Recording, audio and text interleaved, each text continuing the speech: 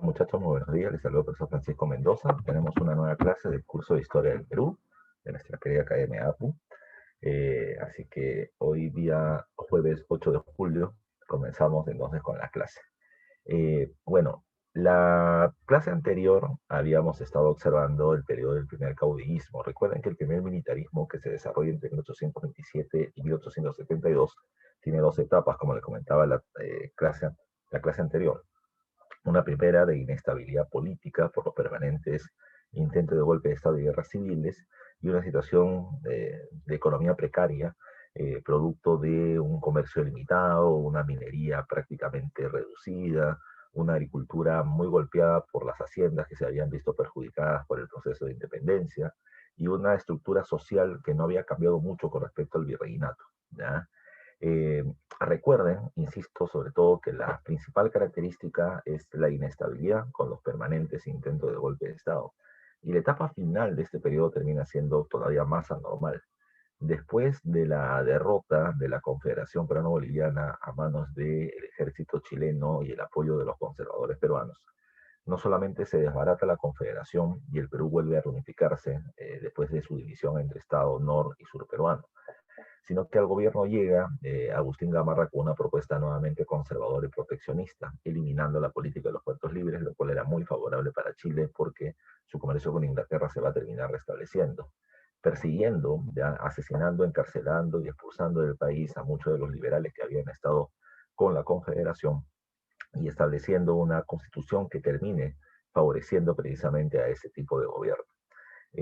También habíamos mencionado que se inicia la comercialización del guano, ya a través del contrato Quirós y el sistema de arrendamiento de islas, dando inicio precisamente a este periodo guanero, pero que va a terminar llegando a su mejor momento a partir de la firma del contrato Gibbs con Ramón Castilla en el año 1849, comenzando el periodo de prosperidad, ya, de la prosperidad falaz que vamos a ver ahora. Tras la muerte de Gamarra, como habíamos mencionado en la clase anterior, se va a terminar produciendo un vacío con respecto al control del Estado, un vacío en el poder, generando una serie de conflictos permanentes entre diferentes caudillos que se sentían con el derecho de poder llegar al gobierno, generando todo un periodo de anarquía. Le decía, 4 años, 6 presidentes, disculpa, 4 años, 6 presidentes y 40 intentos de golpe de Estado es el saldo que nos deja. El momento más, digamos, alentador terminó siendo el llamado gobierno del directorio, de carácter muy conservador de Ignacio Vivanco, pero que siguió teniendo oposición de otros caudillos, entre ellos Domingo Nieto y Ramón Castilla, que son los que van a encabezar esta última guerra civil que le pone fin no solamente al gobierno del directorio, sino también al periodo de anarquía. Ramón Castilla es, sin duda, ya, sin duda alguna, el personaje más interesante de este nuevo periodo que es la prosperidad falaz. Terminó siendo el político más influyente del país, dio golpe de Estado, terminó estableciendo un Congreso que en 1846, que en 1844 nombra a Castilla como gobernante interino. O sea, no tiene el cargo de presidente, pero en la práctica es el que gobierna. En 1846, en nuevas elecciones, democráticamente, Ramón Castilla termina siendo electo presidente por primera vez. Luego, al culminar su gobierno, no puede reelegirse, pero va a terminar dejando prácticamente o respaldando la candidatura de José Rufino Echenique, quien va a terminar llegando al gobierno, pero ante las múltiples acusaciones evidentes de corrupción, va a terminar siendo rechazado por el pueblo y Ramón Castilla, así como lo puso, lo sacó. ¿Ya? Y una vez culminado su segundo gobierno, Ramón Castilla va a ser presidente del Congreso. Sin duda, insisto, es el político más poderoso del país y el personaje político más influyente del país en esta primera etapa de la prosperidad falaz. Cuando hablamos de la prosperidad falaz, es un tema que ha venido muchas veces en pregunta de examen. Lo que viene más de estas etapas son las características del periodo, así que hay que abundar en las características y luego esas mismas características las vamos a ir desgranando cuando hablemos de los gobiernos. Recuerden que el término, ya, prosperidad falaz, así como el periodo del primer caudillismo, el primer civilismo, la guerra del salitre, la reconstrucción nacional, etcétera, todos esos términos son acuñados por Jorge Basadre. Y Basadre hacía referencia a un periodo de crecimiento económico o prosperidad, ¿ya? Pero que terminaba siendo falsa o falaz, ¿ya? Y la pregunta es, ¿por qué? Tenemos prosperidad por los altos ingresos económicos, como dice acá en las características, que va a terminar obteniendo el Perú en general, pero en particular el Estado peruano, producto de la venta del guano. Recuerden que el guano termina siendo el excremento de aves del litoral, como son el guanay y el piquero, que contienen una gran cantidad de fosfato y que terminan sirviendo como un poderoso fertilizante. Ese poderoso fertilizante va a ser comprado inicialmente por parte de Inglaterra, que en general va a ser el principal comprador de este recurso. ¿Por qué? No te olvides, y creo que te lo dije la vez pasada, recuerden que Inglaterra estaba en pleno desarrollo aún de su revolución industrial textil, pero para esta producción requiere algunas materias primas como el algodón y la lana. El algodón no crece en Inglaterra, lo termina obteniendo de colonias o mercados, como son la India, como es Estados Unidos, como es el Brasil, como es el Perú. ¿Ya? Pero la lana, sí, la lana termina siendo obtenida de esquilar o trasquilar a las ovejas y las cabras, pero para aumentar su producción de ganado ya tiene que reducir su espacio de producción agrícola y ese terminaba siendo un problema. ¿Por qué? Porque recuerden que desde hace tiempo atrás el mundo viene teniendo problemas con respecto a la producción. La erosión del suelo no permite que todas las tierras todo el año estén produciendo. Entonces, un terreno cultivable se terminaba dividiendo en tres espacios, ya no se olvide. Uno, de producción de trigo, que es la base de la producción del alimento. Dos, la producción de legumbres, verduras de manera general. Y tres, una tierra llamada como tierra de barbecho o tierra de descanso. Y se generaba un llamado como sistema de rotación trienal. ¿Ya? Cada cierto tiempo, no necesariamente una vez al año, ya iba rotando la producción. Es decir, donde antes se producía trigo, ya pues ahora se le dejaba descansar y luego se producía verduras para luego producir trigo nuevamente. ¿Ya? Así va rotando. De tal manera que una zona cultivable tenía una tercera parte de la tierra que descansaba, ¿ya? Para poder recuperar sus nutrientes de manera natural. Pero Inglaterra va a terminar encontrando que de la isla de Madagascar en África, el excremento de murciélagos terminaba sirviendo como fertilizante y lo van a usar, ¿ya? Hasta que el guano de Madagascar se acabó. Y cuando se acabó, se va a comenzar a buscar otra región que tenga suficiente fertilizante para poder vender a Inglaterra. Y el primero que se entera de eso fue Francisco Quirós y comienza a vender el guano de las islas que él había alquilado, ¿ya? Entonces, a partir de ese momento, la venta del guano no solamente es un gran negocio que genera cada vez mayor cantidad de ingresos, sino que el mismo Estado va a terminar interviniendo en ello para poder obtener los mayores beneficios posibles. Insisto, el excremento como fertilizante va a comenzar a ser vendido en Inglaterra en gran cantidad. ¿Qué es lo bueno para Inglaterra? Todas sus tierras son productivas de manera permanente, ¿ya? Así que el guano de las islas era bueno y el Perú no era el único país del mundo que tenía guano. Todos los países del Pacífico venían teniendo guano, pero ninguno en las cantidades inmensas que venía teniendo el Perú. De tal manera de que nuestro costo ya del guano terminaba siendo menor, nuestro precio terminaba siendo evidentemente mucho más accesible, no tan caro como el de los demás, y por eso es que no había una forma de competir ya contra la comercialización del guano peruano. ¿Ya? Como les pongo por acá, hay que tomar en cuenta que una de las ventajas ya de la venta del guano era ese, el bajo costo productivo.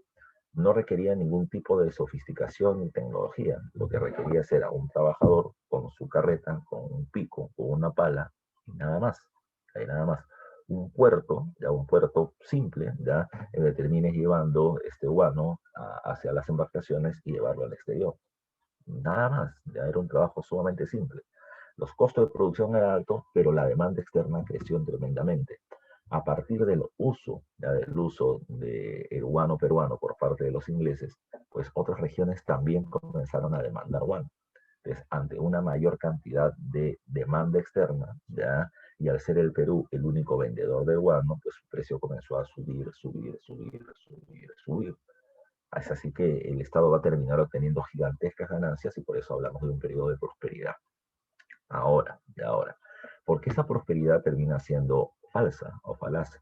Por tres factores. ¿Ya? El primer factor termina siendo que, número uno, el Perú tuvo mucha plata gracias al precio de venta del guano. Pero cuando el precio de venta bajó, pues los ingresos del Estado también cayeron. Entonces se generó una gran dependencia del guano. El Perú era un país guano dependiente y ese terminaba siendo uno de los grandes, de las grandes debilidades que se venían teniendo. Segunda, ya característica por el cual la prosperidad es falaz, es porque no terminó permitiendo un crecimiento social o un crecimiento favorable a toda la población, sino que aquellos que venían teniendo negocios directa o indirectamente ligados al guano se favorecieron mucho, pero otros sectores no. Por eso es que normalmente se menciona es que los ricos se hicieron más ricos y los pobres más pobres. ¿De dónde eso? ¿Cómo es que el rico se hizo más rico? Bueno, en el caso de los comerciantes extranjeros que entraron a la venta del guano, pues invirtieron su dinero y tuvieron grandes ganancias. En el caso peruano, recuerden que quienes van a entrar a este negocio del guano, por lo general terminaron siendo hacendados, ¿ya? Dueños de tierras de la costa norte del Perú. Estos personajes van a terminar entrando por cuestiones políticas a la venta del guano y se van a terminar enriqueciendo, generando la llamada plutocracia peruana del guano. Pero por otro lado, recuerden que sus negocios no solamente estaban basados en la venta de este recurso, sino también en negocios paralelos. Por ejemplo, en la comercialización de mano de obra barata desde China. ¿Ya? Están los llamados comerciantes chineros que terminan trayendo culís o mano de obra barata desde China para terminar ofreciéndolos en las haciendas de la costa norte, el cual termina siendo un negocio muy rentable.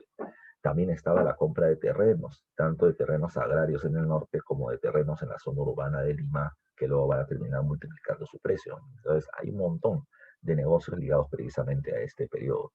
Pero ¿por qué el pobre se hace más pobre? Porque cuando el guano se vende al exterior, nos pagan en libras, nos pagan en dólares, nos pagan en diferente moneda, ¿ya?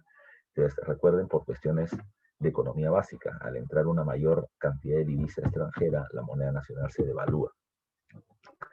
La población, el obrero, el trabajador común y corriente, va a terminar teniendo un salario permanente, ¿ya? Un salario permanente. Pero si bien su salario siempre es el mismo, pongámosle 1.000 soles, ¿ya?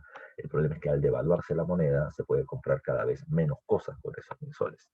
Y ese terminaba siendo el gran inconveniente de la época, ¿ya? La gente pobre no terminaba gozando de las riquezas o el beneficio del guano.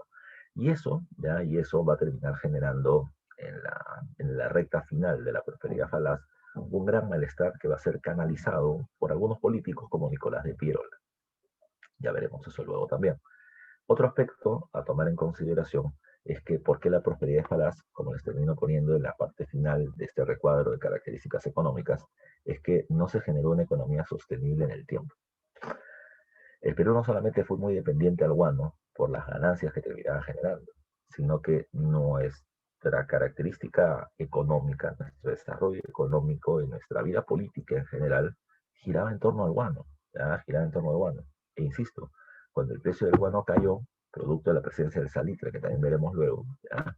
Cuando el precio del guano cae, recuerden que nuestra economía se va a terminar viendo muy golpeada y nos dimos cuenta ya que pudimos haber aprovechado las ganancias para el desarrollo de una industrialización nacional. Si se hubiese generado un desarrollo industrial, el Perú hubiese podido mantener o incrementar sus ganancias en el paso del tiempo, pero no lo hizo y tuvimos una oportunidad tremendamente perdida. ¿Por qué es importante hablar de la industrialización? Porque recuerden que para esta segunda mitad del siglo XIX, el mundo se encontraba en pleno proceso de la segunda revolución industrial. Y la segunda revolución industrial, recuerden, por cuestión de historia universal, se caracterizó por la descentralización de la industrialización. Ya no estaba solamente Inglaterra como único país tecnológicamente avanzado como en la primera fase de la revolución industrial, sino que ahora también se encontraba quién, se encontraba Italia, se encontraba Suecia, se termina encontrando Rusia, se termina encontrando Alemania, se encontraba Francia, Japón, Estados Unidos, ¿ya? Muchos de esos países no venían teniendo la cantidad de masa monetaria o dinero que venía teniendo el Perú por la venta del guano, pero lo que sí venían teniendo era una burguesía mucho más, que podríamos decir, sagaz, avispada, arriesgada en poder invertir precisamente su dinero en otros negocios. Acá nuestra élite dominante peruana lo que venía teniendo era más una mentalidad rentista. Muchos de ellos terminaron viéndose beneficiados por la venta del guano, y ya vamos a ir viendo a través de qué mecanismos, ¿ya? Y lo que hicieron fue invertir en negocios seguros, ¿ya? Por ejemplo, terminar comprando más tierras, por ejemplo, terminar tecnificando sus haciendas para tener una mayor producción agrícola y mayores ganancias, o fundar bancos, ya con un sistema rentista, usurero, pero si bien van a ganar más, digamos así, si antes ganaban 100, ahora ganan 140 y su economía creció. Pero si se metían a invertir ya en el sistema industrial, tal vez sus ganancias de 100 podían convertirse en 1000 o podían convertirse en cero. Precisamente esa era la cuestión del riesgo y no tuvimos una burguesía muy arriesgada que digamos como grupo y ese terminó siendo uno de los problemas. Factores por el cual no lo hicieron son muchos, ¿ya? Muchos, ¿ya? Pero la cuestión es que no entramos a la industrialización cuando varios otros países lo venían haciendo y terminamos teniendo una oportunidad perdida, ¿ya? Así que eso hay que tomarlo muy en cuenta. En el contexto también te pongo el neocolonialismo o el imperialismo. ¿Por qué? Porque hay que recordar que estos países que se fueron industrializando tenían la necesidad, ante su mayor producción, de tener una mayor cantidad de mercados de a donde poder vender sus productos. Y para poder asegurar sus mercados, ¿ya? Ellos terminaron estableciendo un sistema colonialista. Es decir, yo tomo el control político de un país y de esa manera aseguro el monopolio comercial con ese territorio.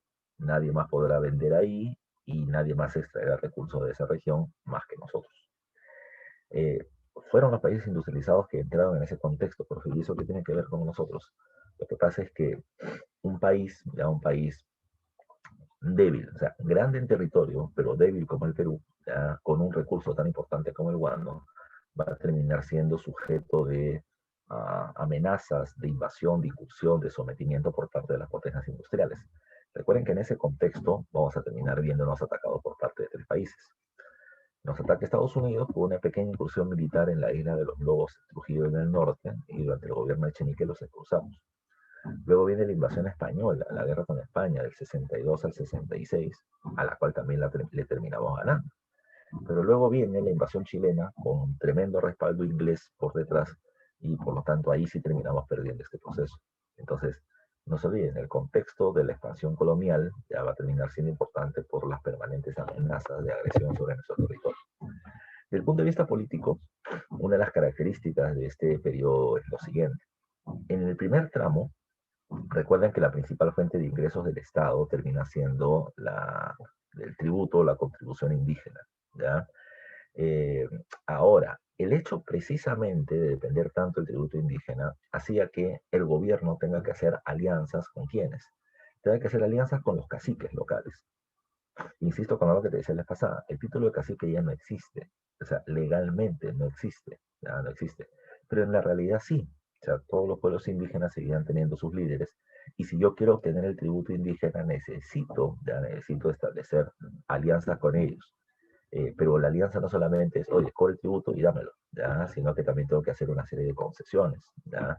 También tengo que hacer concesiones con caudillos locales que vienen teniendo el control del poder en sus respectivas provincias. También tengo que hacer alianzas con bandoleros, con gente armada que viene teniendo el control de un territorio. ¿Por qué? Porque el Estado peruano es muy débil, ¿ya? El Estado peruano es muy débil. Cuando hablamos del Estado, no se olviden ustedes, el Estado no es el país es el territorio y el Estado son las instituciones que manejan el territorio. Las instituciones como qué, como la presidencia, los ministerios, el Congreso, el Poder Judicial, los municipios, las alcaldías, todo eso. Y recuerden que, por ejemplo, municipios o alcaldías solamente habían en las principales ciudades del país. Llámese Lima, Trujillo, Chiclayo, Piura, Huaraz, Puno, Cusco, Arequipa. Pero en las provincias de las mismas y en las localidades más alejadas, nada. El Estado no estaba presente. Repito, ¿quién estaba ahí? Ahí estaba el gamonal, ahí estaba el cacique, ahí estaba el bandolero, ahí estaba el caudillo. O sea, ellos eran los dueños de esos territorios. El Perú era casi un país feudal, ya un país feudal. Y si yo quiero obtener tributos de esa región, tengo que hacer alianzas con ellos, concesiones y demás, ¿ya? Porque necesito su plata. ¿Qué pasó? Ya, ¿qué pasó? Ahora, con la época del guano y con las tremendas ganancias que fueron creciendo, uno se podía terminar haciendo independiente del tributo indígena y por lo tanto independiente de esos poderes locales. Mientras que las ganancias del guano fueron creciendo, sobre todo Ramón Castilla, ¿qué es lo que va a hacer? Va a terminar estableciendo municipios en diferentes partes del país, ¿ya? Con personajes nombrados por parte del gobierno para que tengan la administración de ese territorio. Y de esa manera la presencia del Estado se hizo cada vez mayor, ya mayor, a nivel nacional, ya fortaleciendo el Estado y debilitando los poderes fácticos locales. ¿Qué son esos poderes fácticos? Los poderes reales. El cacique era un poder real, el bandolero era un poder real, el gamonal era un poder real. Pero ahora el Estado se impone a través de instituciones. Eso también es cuestionable, ¿ya? Pero eso ya es para otro nivel. Lo que le acabo de mencionar, disculpe la tos, que Castilla establece una gran cantidad de municipios, pero los alcaldes de esas regiones por lo general terminaban siendo los gamonales o los dueños de tierras ya mismos de la región.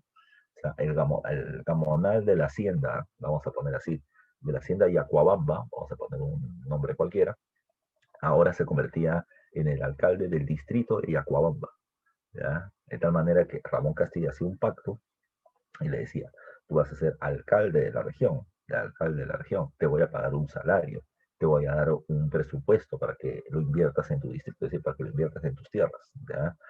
Pero tú dependes políticamente de mí. Y de esa manera, ya veremos en un rato, Ramón Castilla comprar estabilidad política. Ese es otro punto diferente que ya iremos a ver.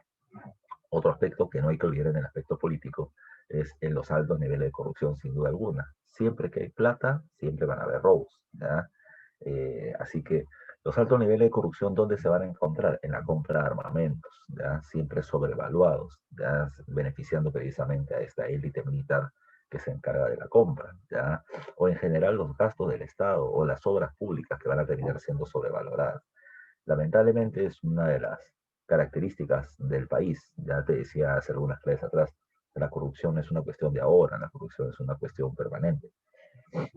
Siempre que hay este tipo de problemas, ya de problemas económicos, malversación de fondos, corrupción política, ya es muy importante la presencia de estos personajes, ya los caricaturistas van a terminar haciendo, digamos así, ya una muestra satírica, una muestra burlona, ya, pero además de eso políticamente muy aguda de lo que viene pasando en el país, en los acontecimientos que vienen pasando día con día o semana tras semana. Así como tú puedes encontrar en cualquier diario, en la República, en el Comercio, en el Expreso, de cualquier tendencia, puedes terminar encontrando caricaturistas que terminan ridiculizando las medidas del gobierno o las posturas de algún político, ¿ya? Como puede ser, por ejemplo, no sé, Juan Acevedo, puede terminar siendo Carlín en la República, o puede terminar siendo Mechaín antes en el Comercio, en el Perú 21, etcétera.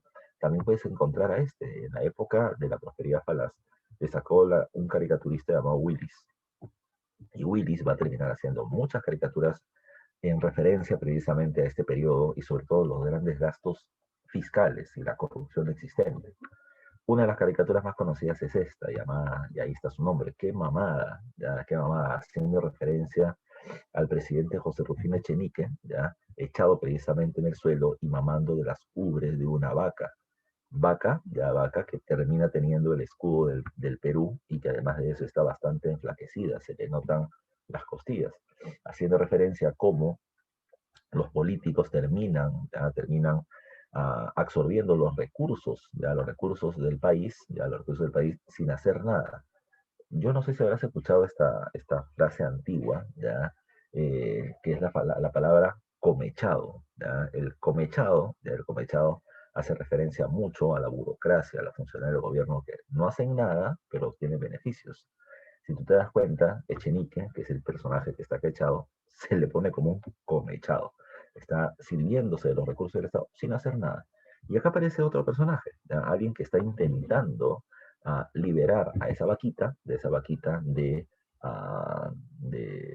presidente o de los funcionarios corruptos. Ese personaje es Domingo Elías, quien va a terminar denunciando la corrupción por los grandes gastos que se vienen haciendo en la denominada ley de la consolidación de la deuda interna. Pero también hay otra característica alegórica. Mira la vaquita sacando la lengua.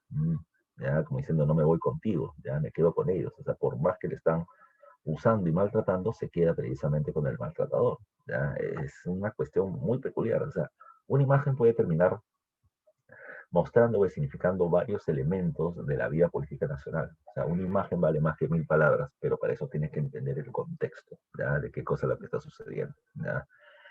Esto lo podríamos cambiar solamente de rostros y podríamos seguir hablando de la política actual. ¿Ya? Lamentablemente es parte de nuestra idiosincrasia. ¿Ya? A ver, por otro lado, en el aspecto social, vamos con este segundo punto. Hay profundas brechas sociales, lo que le explicaba hace un rato. El rico se hizo más rico y el pobre se hizo más pobre. ¿Ya? Y por otro lado, en el aspecto social también vamos a ver el tema de la inmigración. Durante este proceso, durante este proceso, se va a comenzar a promover la llegada de trabajadores extranjeros. Una de las características es que no es que las personas de esos países viajaron hacia el Perú, no son migrantes, no son como los venezolanos entrando al Perú o los peruanos intentando migrar a los Estados Unidos o a Chile o a Argentina para conseguir un trabajo mejor pagado. No es así, no es así. La inmigración fue promovida como una política de Estado a Estado. El gobierno peruano le pedía a esos países que facilite la llegada de personas de esos territorios hacia nuestro país. ¿Cómo así? ¿Para qué? ¿Qué se hizo? Bueno, el primer caso hay que tomar en cuenta son dos casos muy diferentes. El tema de la inmigración asiática. Los asiáticos venían como coolies, ¿ya? Los chinos venían como coolies, ¿ya? Y precisamente el nombre coolie era o significaba mano de obra poco calificada, mano de obra barata. O sea, no tiene un estudio técnico, no tiene un estudio universitario, viene como trabajador, viene como cargador. Y hacer una mano de obra barata, pues se les termina trayendo al país. La pregunta es ¿para qué? Ya la pregunta es ¿para qué? Y ha sido pregunta de examen de admisión. Los chinos inicialmente fueron traídos con la idea de convertirlos en trabajadores para la extracción del guano, ya en las diferentes partes de la costa peruana. Pero su fuerza laboral no era muy buena para eso. Así que terminaron siendo usados principalmente ya como trabajadores en las haciendas azucareras de la costa norte, ya en reemplazo de mucho trabajador negro, esclavo, ya. ¿Por qué? ¿Ya? ¿Por qué? Porque para eso retrocedemos un par de clases. En 1821 San Martín proclama la independencia y da la ley de vientres, o la ley de libertad de vientres. Los hijos de los esclavos son libres y ejercerán la libertad a partir de su mayoría de edad, 25 años. Para 1846, el número de trabajadores negros fuertes en las haciendas comienza a caer y comienzan a exigir salarios, ¿ya? Salarios por su trabajo. Es así que como esta mano de obra ahora se comenzaba a encarecer, se comenzó a reemplazar con chinos que terminaban siendo más baratos. ¿Por qué el chino era más barato? Recuerden ya, que tras pedir un permiso al gobierno chino para poder sacar pobladores de esa región y traerlos al Perú, a los chinos se les traía mediante un sistema llamado como el sistema del enganche. Al chino se le terminaba ofreciendo un contrato laboral en algún lugar de alguna hacienda peruana por un lapso de tiempo de 3, 5 o más años. En ese contrato se establecía que si el trabajador que contraía una deuda que no había terminado de pagar al culminar su contrato, tenía que quedarse a trabajar más tiempo hasta saldar la deuda. Ese era el famoso enganche. Tú venías por 3 años y te quedas por 7. Así los enganchaba. De tal manera que en ese lapso de tiempo extra, el chino ya no era prácticamente un obrero, sino que tenía que pagar su deuda con trabajo, convirtiéndose prácticamente en un esclavo.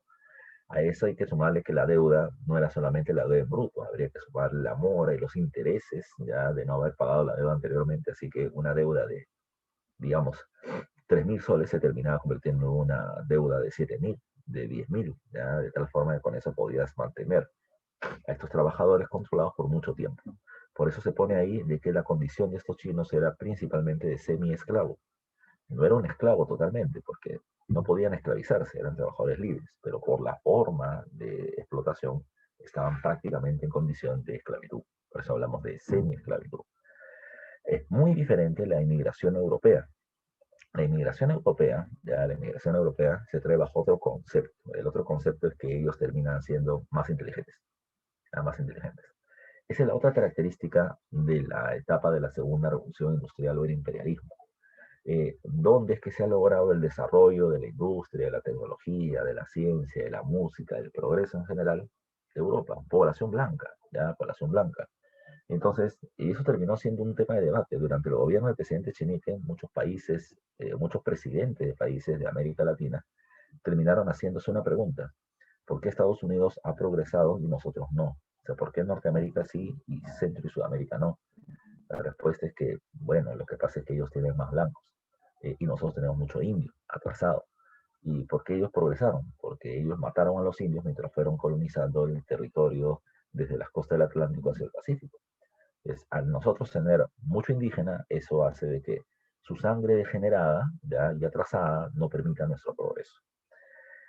Esto terminó dando pie a diferentes políticas ya de inmigración o de promoción de la inmigración europea, ya bajo el concepto de que ellos vienen teniendo conocimientos técnicos, escuchen bien eso, de que ellos tienen conocimientos técnicos que pueden ayudar a explotar mejor nuestros recursos naturales y promover el desarrollo del país, pues se va a comenzar a alentar la inmigración europea.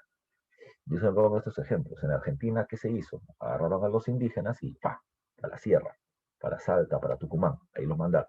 Mientras que la zona portuaria va a comenzar a ser eh, una zona de recepción de inmigrantes europeos, sobre todo mucho italiano. En el caso chileno va a terminar siendo algo parecido, pero más agresivo. A los mapuches y a los araucanos los persiguieron para matarlos y comenzaron a traer mucha población blanca. En el caso peruano se alienta la inmigración europea, insisto, bajo esa lógica, conocimiento técnico, explotar mejor los recursos naturales ya del país y generar su progreso. Pero ¿qué se hizo con los indios? ¿Ya? Como el Perú tenía una mayoría de población indígena, lo que se hizo fue, o sea, la política inmigratoria tenía como una de sus lógicas mezclar las razas, ¿ya? Blanco con indio. ¿Por qué el indio es atrasado? Porque ese era el concepto de la época. ¿Por qué el indio es atrasado? Porque tiene una sangre atrasada, una sangre degenerada. ¿Qué podemos hacer entonces? ¿Transfusión de sangre? Pues no.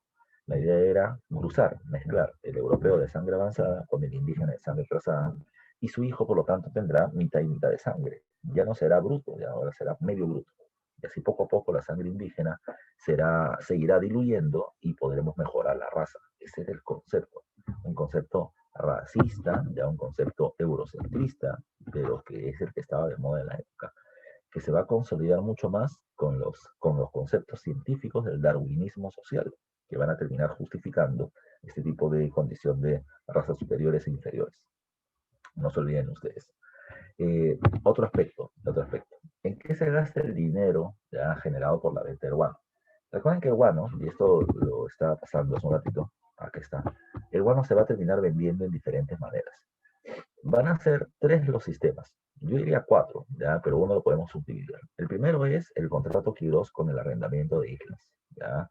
A Francisco Quirós se le dio las Islas Chinchas por 100.000 libras esterlinas para su uso durante un año y va a terminar extrayendo y vendiendo el guano durante ese periodo. Invirtió 100.000 y ganó 1.000.000. ¿Ya? Recuerden que las ganancias terminaron siendo increíblemente grandes en favor de este comerciante. Pero después de eso, el gobierno peruano rompe el sistema de arrendamiento y crea otro llamado como el sistema de venta directa, que era una consignación. El Estado era el dueño del guano, ¿ya? Y lo entregaba a comerciantes para que lo vendan.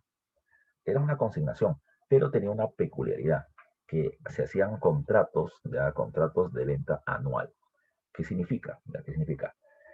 Yo, Estado peruano, le entrego a Francisco Mendoza, ¿ya? Francisco Mendoza, una cantidad de guano determinada durante un año, ya durante un año, y él me va a terminar pagando cuánto. Digamos, si el precio de la tonelada de guano terminaba costando a nivel internacional, en el momento en que yo firmo el contrato, costaba 100 libras esterlinas, el gobierno me decía, ya pegame 70, ¿ya? Normal. Yo le daba 70 libras por tonelada durante todo un año. Si el precio del guano subía y ahora valía 150, yo le sigo dando al gobierno 70 más y mis ganancias pasaban de 30 a 80. Ese precio fijo, ya que es el sistema de la venta directa, generó ganancias para el Estado, sí, pero no tantas como la consignación. La consignación con Castilla cambia, porque ya no termina estableciendo un precio fijo, sino termina estableciendo un porcentaje. ¿Ya? 80% del precio de venta del guano pasa para el Estado y el 20% restante para las casas comerciales. De ahí tenía que salir el combustible para el transporte, la compra o alquiler de embarcaciones, el pago de sus trabajadores, las cuentas bancarias que debían tener para tener negocios. De tal manera de que ahí se recortaba un montón de ingresos, pero aún así, las casas comerciales se peleaban por vender el guano porque las ganancias eran gigantes. Si con 20% las ganancias eran gigantes, con 80% las ganancias eran inconmensurables, gigantescas. Por eso hablamos del periodo de prosperidad, a partir de la consignación y la firma del contrato Gibbs, que más adelante irá variando. Y en 1869, en el tramo final de la prosperidad falaz, un guano que había caído en su precio por la presencia del salitre, ya va a terminar siendo vendido únicamente por una empresa, ya por la casa Dreyfus, y eso le dio paso al sistema monopólico de la venta del guano, ya. Así que esos fueron los mecanismos que poco a poco vamos a ir también divisando. Insisto, la venta del guano le va a dar dinero al comerciante, como también le va a terminar dando dinero al Estado. En pregunta de examen de admisión se terminó preguntando qué hizo el Estado, con las ganancias que obtuvo por la venta del guano. Entonces, las ganancias fueron muchas, ya las ganancias fueron muchas, y se terminó estableciendo una suerte de promedio de que se gastó, y es lo que está con check, precisamente en este cuadrito. Una pregunta de examen de admisión fue ¿en qué se gastó más ya las ganancias obtenidas por la venta del guano? Y la respuesta terminó siendo en la burocracia civil. El 28, casi 29% de las ganancias van a pasar a la burocracia civil. ¿Cómo es esto? Ya, ¿cómo es esto? Insisto, Ramón Castilla va a terminar haciendo que el Estado crezca. Ya el Estado crece, va a haber una mayor cantidad de municipios. Si hay más municipios, hay más alcaldes, hay más regidores, hay más secretarios, gente que trabaja en esas instituciones. Y a todos ellos se le tiene que terminar pagando un salario. Se tiene que terminar construyendo un palacio municipal, se le tiene que dar un presupuesto para sus gastos. De tal manera que al incrementar la burocracia civil, también tengo que mantener a esta burocracia. Y en su mayoría se va a terminar yendo en salarios, o sea, en gasto corriente, ya, para toda esta manutención estatal. Por eso dice ahí, te estoy desglosando. ¿Qué significa esto? El incremento de la manutención de la burocracia civil, más municipios en las provincias, pero, como ya te dije, al haber más presencia del Estado a través de los municipios, menos poder para el cacique, menos poder para el bandolero, menos poder para el comunal, menos poder para los poderes locales. Además hay que tomar en cuenta esto, eso no se hizo de casualidad. Como ya lo veremos en un rato, recuerden, a Ramón Castilla, ya que es el personaje clave para este periodo, Ramón Castilla viene o está antecedido por el periodo de la anarquía militar, ¿ya? La pelea permanente entre caudillos liberales y conservadores por el poder. Te dije en la clase anterior, ¿cuál era uno de los grandes problemas de este periodo? Cuando los liberales asumían el gobierno, no solamente terminaban organizando el gobierno de acuerdo a lo que ellos consideraban era la mejor opción para el progreso del país, es decir, un mayor poder para el Congreso, apertura del comercio y los mercados, etcétera, sino que también todos los cargos públicos los tomaban los liberales y todo el dinero del Estado lo tomaban ellos, de manera que los conservadores quedaban totalmente excluidos. Esto le marcaba pica, le molestaba a los conservadores y los conservadores buscaban o llegar por elecciones o llegar por golpe de Estado y sacar a los liberales y establecer qué cosa, un modelo de Estado bajo su propuesta, proteccionismo y mayor poder para el presidente. Pero además de eso terminaban tomando ahora todos los cargos de gobierno y todo el dinero del Estado para ellos. El problema era, y así lo entendió Castilla, que el problema era que el Estado o que no se estaban repartiendo los recursos, o sea, ni los cargos políticos ni el dinero. Por esa misma situación, ya, por esa misma situación es que Ramón Castilla decide repartir el dinero del guano y cargos políticos entre sus aliados conservadores y sus enemigos liberales. Entonces, ¿cómo reparte los cargos de gobierno? Bueno, para repartir cargos tengo que tener muchos cargos y por eso crea un montón de municipios. Entonces, ¿a quiénes se le va a poner como alcaldes? A sus amigos conservadores y a sus opositores liberales. De esa manera reparte los cargos de gobierno ganándose el apoyo de estos grupos. Ya, no te olvides tú. ¿Y cómo reparte el dinero del guano Ramón Castilla? A través de la llamada ley de la consolidación de la deuda interna, ya, la que está acá encabezando las características del gobierno de Castilla. ¿Qué dijo Castilla? Voy a terminar devolviendo el dinero a todos aquellos que hayan financiado la lucha de la independencia contra España. Si tú me presentas un documento, ¿ya?, en donde tú hayas terminado dando dinero, armamento o hayas alimentado a las tropas patriotas durante la lucha de independencia, ¿ya?, y se reconocía tu apoyo y se comprometía a pagarte, pues yo te voy a terminar pagando. Recuerden que Ramón Castilla con eso tuvo que repartir dinero entre sus aliados conservadores y los opositores liberales.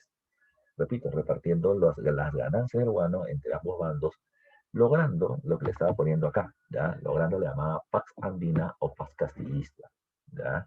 Como dice, puestos de gobierno fueron entregados a conservadores, aliados o liberales, ¿ya?, opositores como una forma de comprar estabilidad política. Eso es lo que hizo Castilla, ¿ya? La llamada Pax Andina, repartiendo dinero y cargos.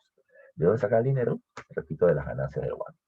Ahora, si bien en tener y mantener a esta burocracia civil que iba creciendo, ya con un Estado cada vez más grande, recuerden que el segundo punto es en el ranking de los gastos que tuvo el Estado con respecto a las ganancias del guano, fueron con respecto a los gastos militares. ¿Por qué?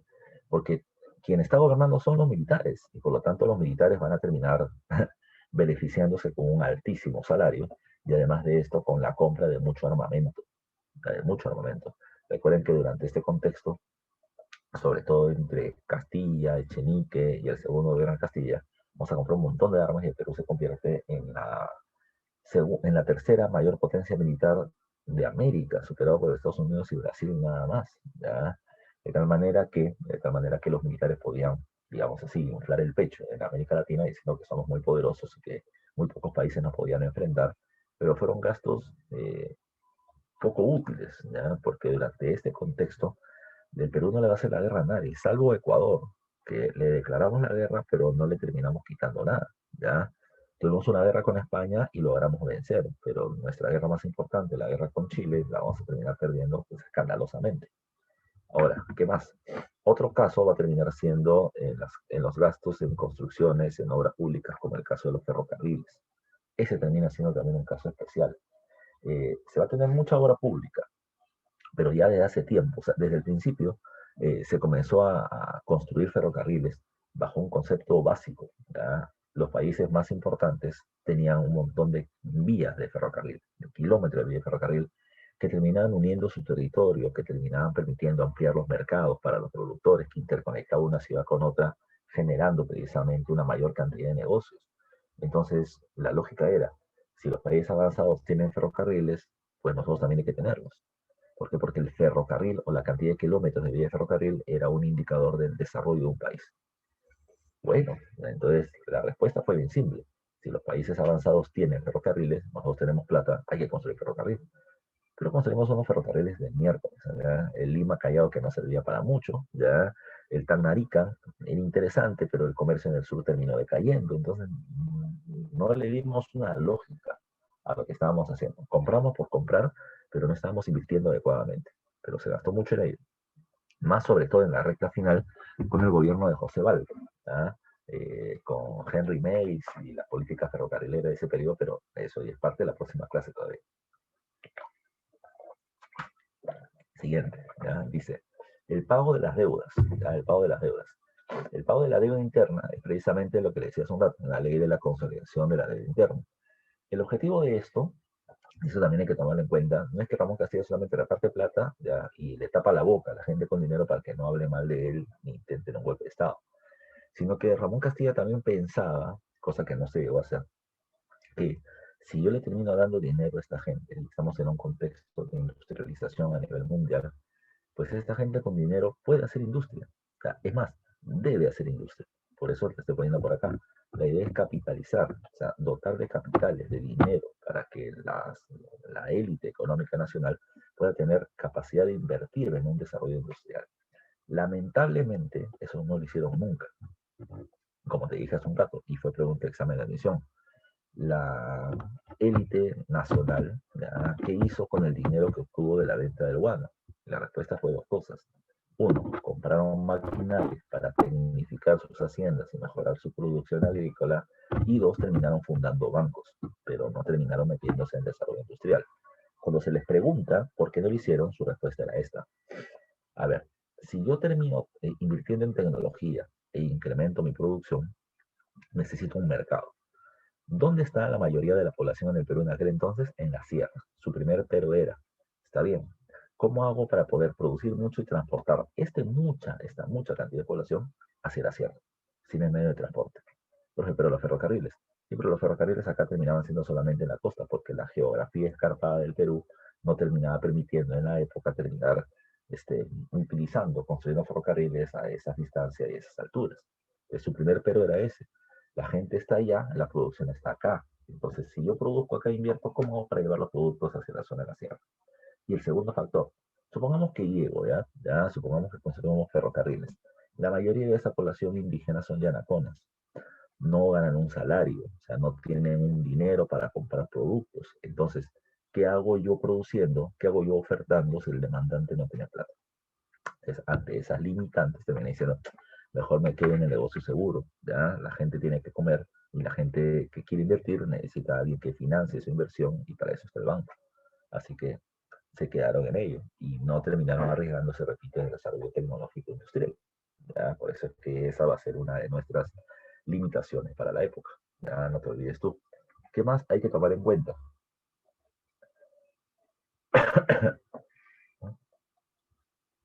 Ya. ¿Qué más hay que tomar en cuenta? El otro aspecto en el cual se gasta el dinero del Estado es en el pago de la deuda externa. ¿El pago de la deuda externa a quién?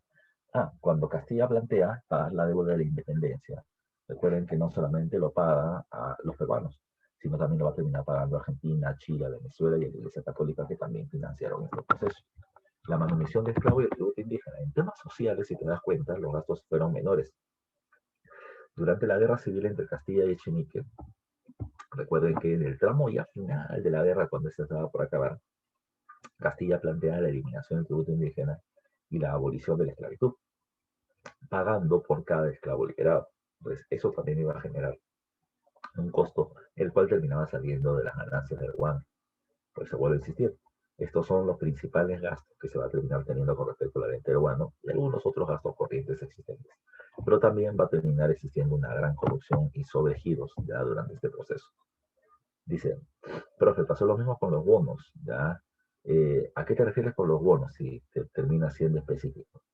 Los bonos, hasta donde yo sé, son los papeles de deuda, ¿ya? O sea, yo terminaba teniendo un papel con la cual el Estado me terminaba debiendo dinero y yo terminaba mostrando este documento, pero por lo general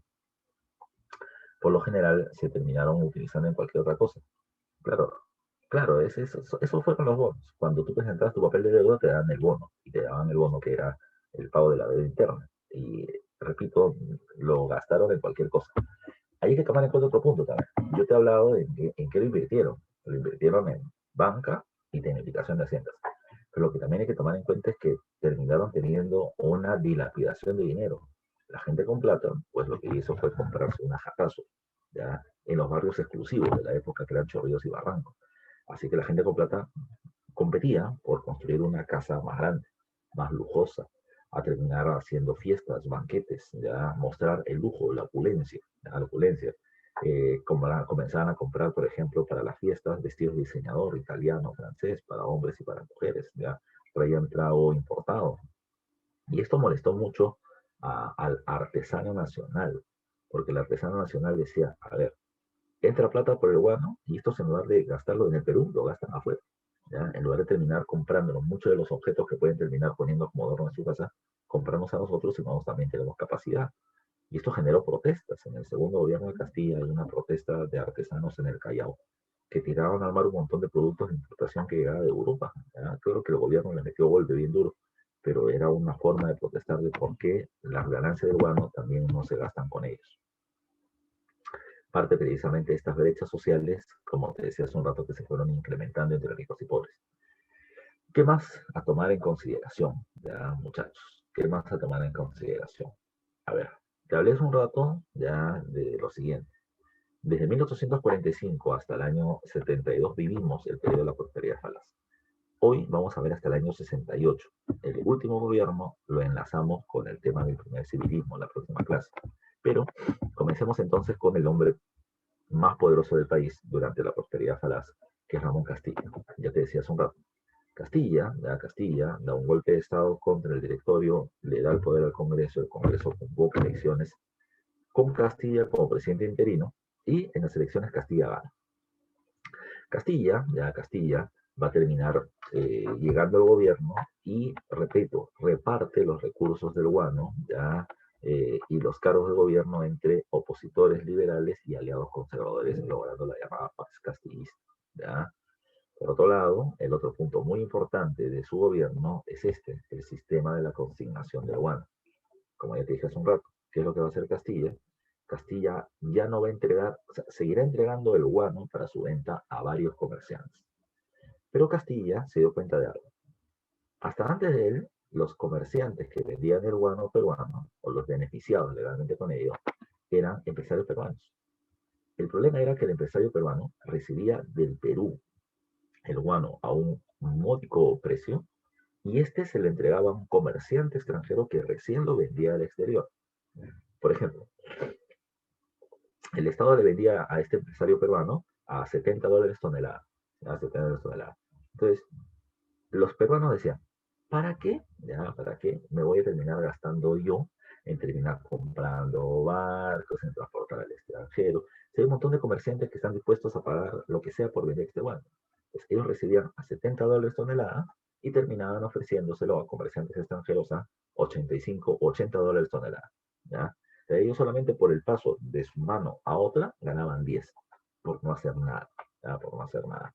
Entonces el gobierno dijo, estos patas solamente están viviendo de la renta sin terminar generando ganancias o realizar inversiones. Así que después de un tiempo, ya después de un tiempo, Castilla, entre el 46 y el 49, intentó que ellos sean los grandes comerciantes, pero nunca lo quisieron hacer.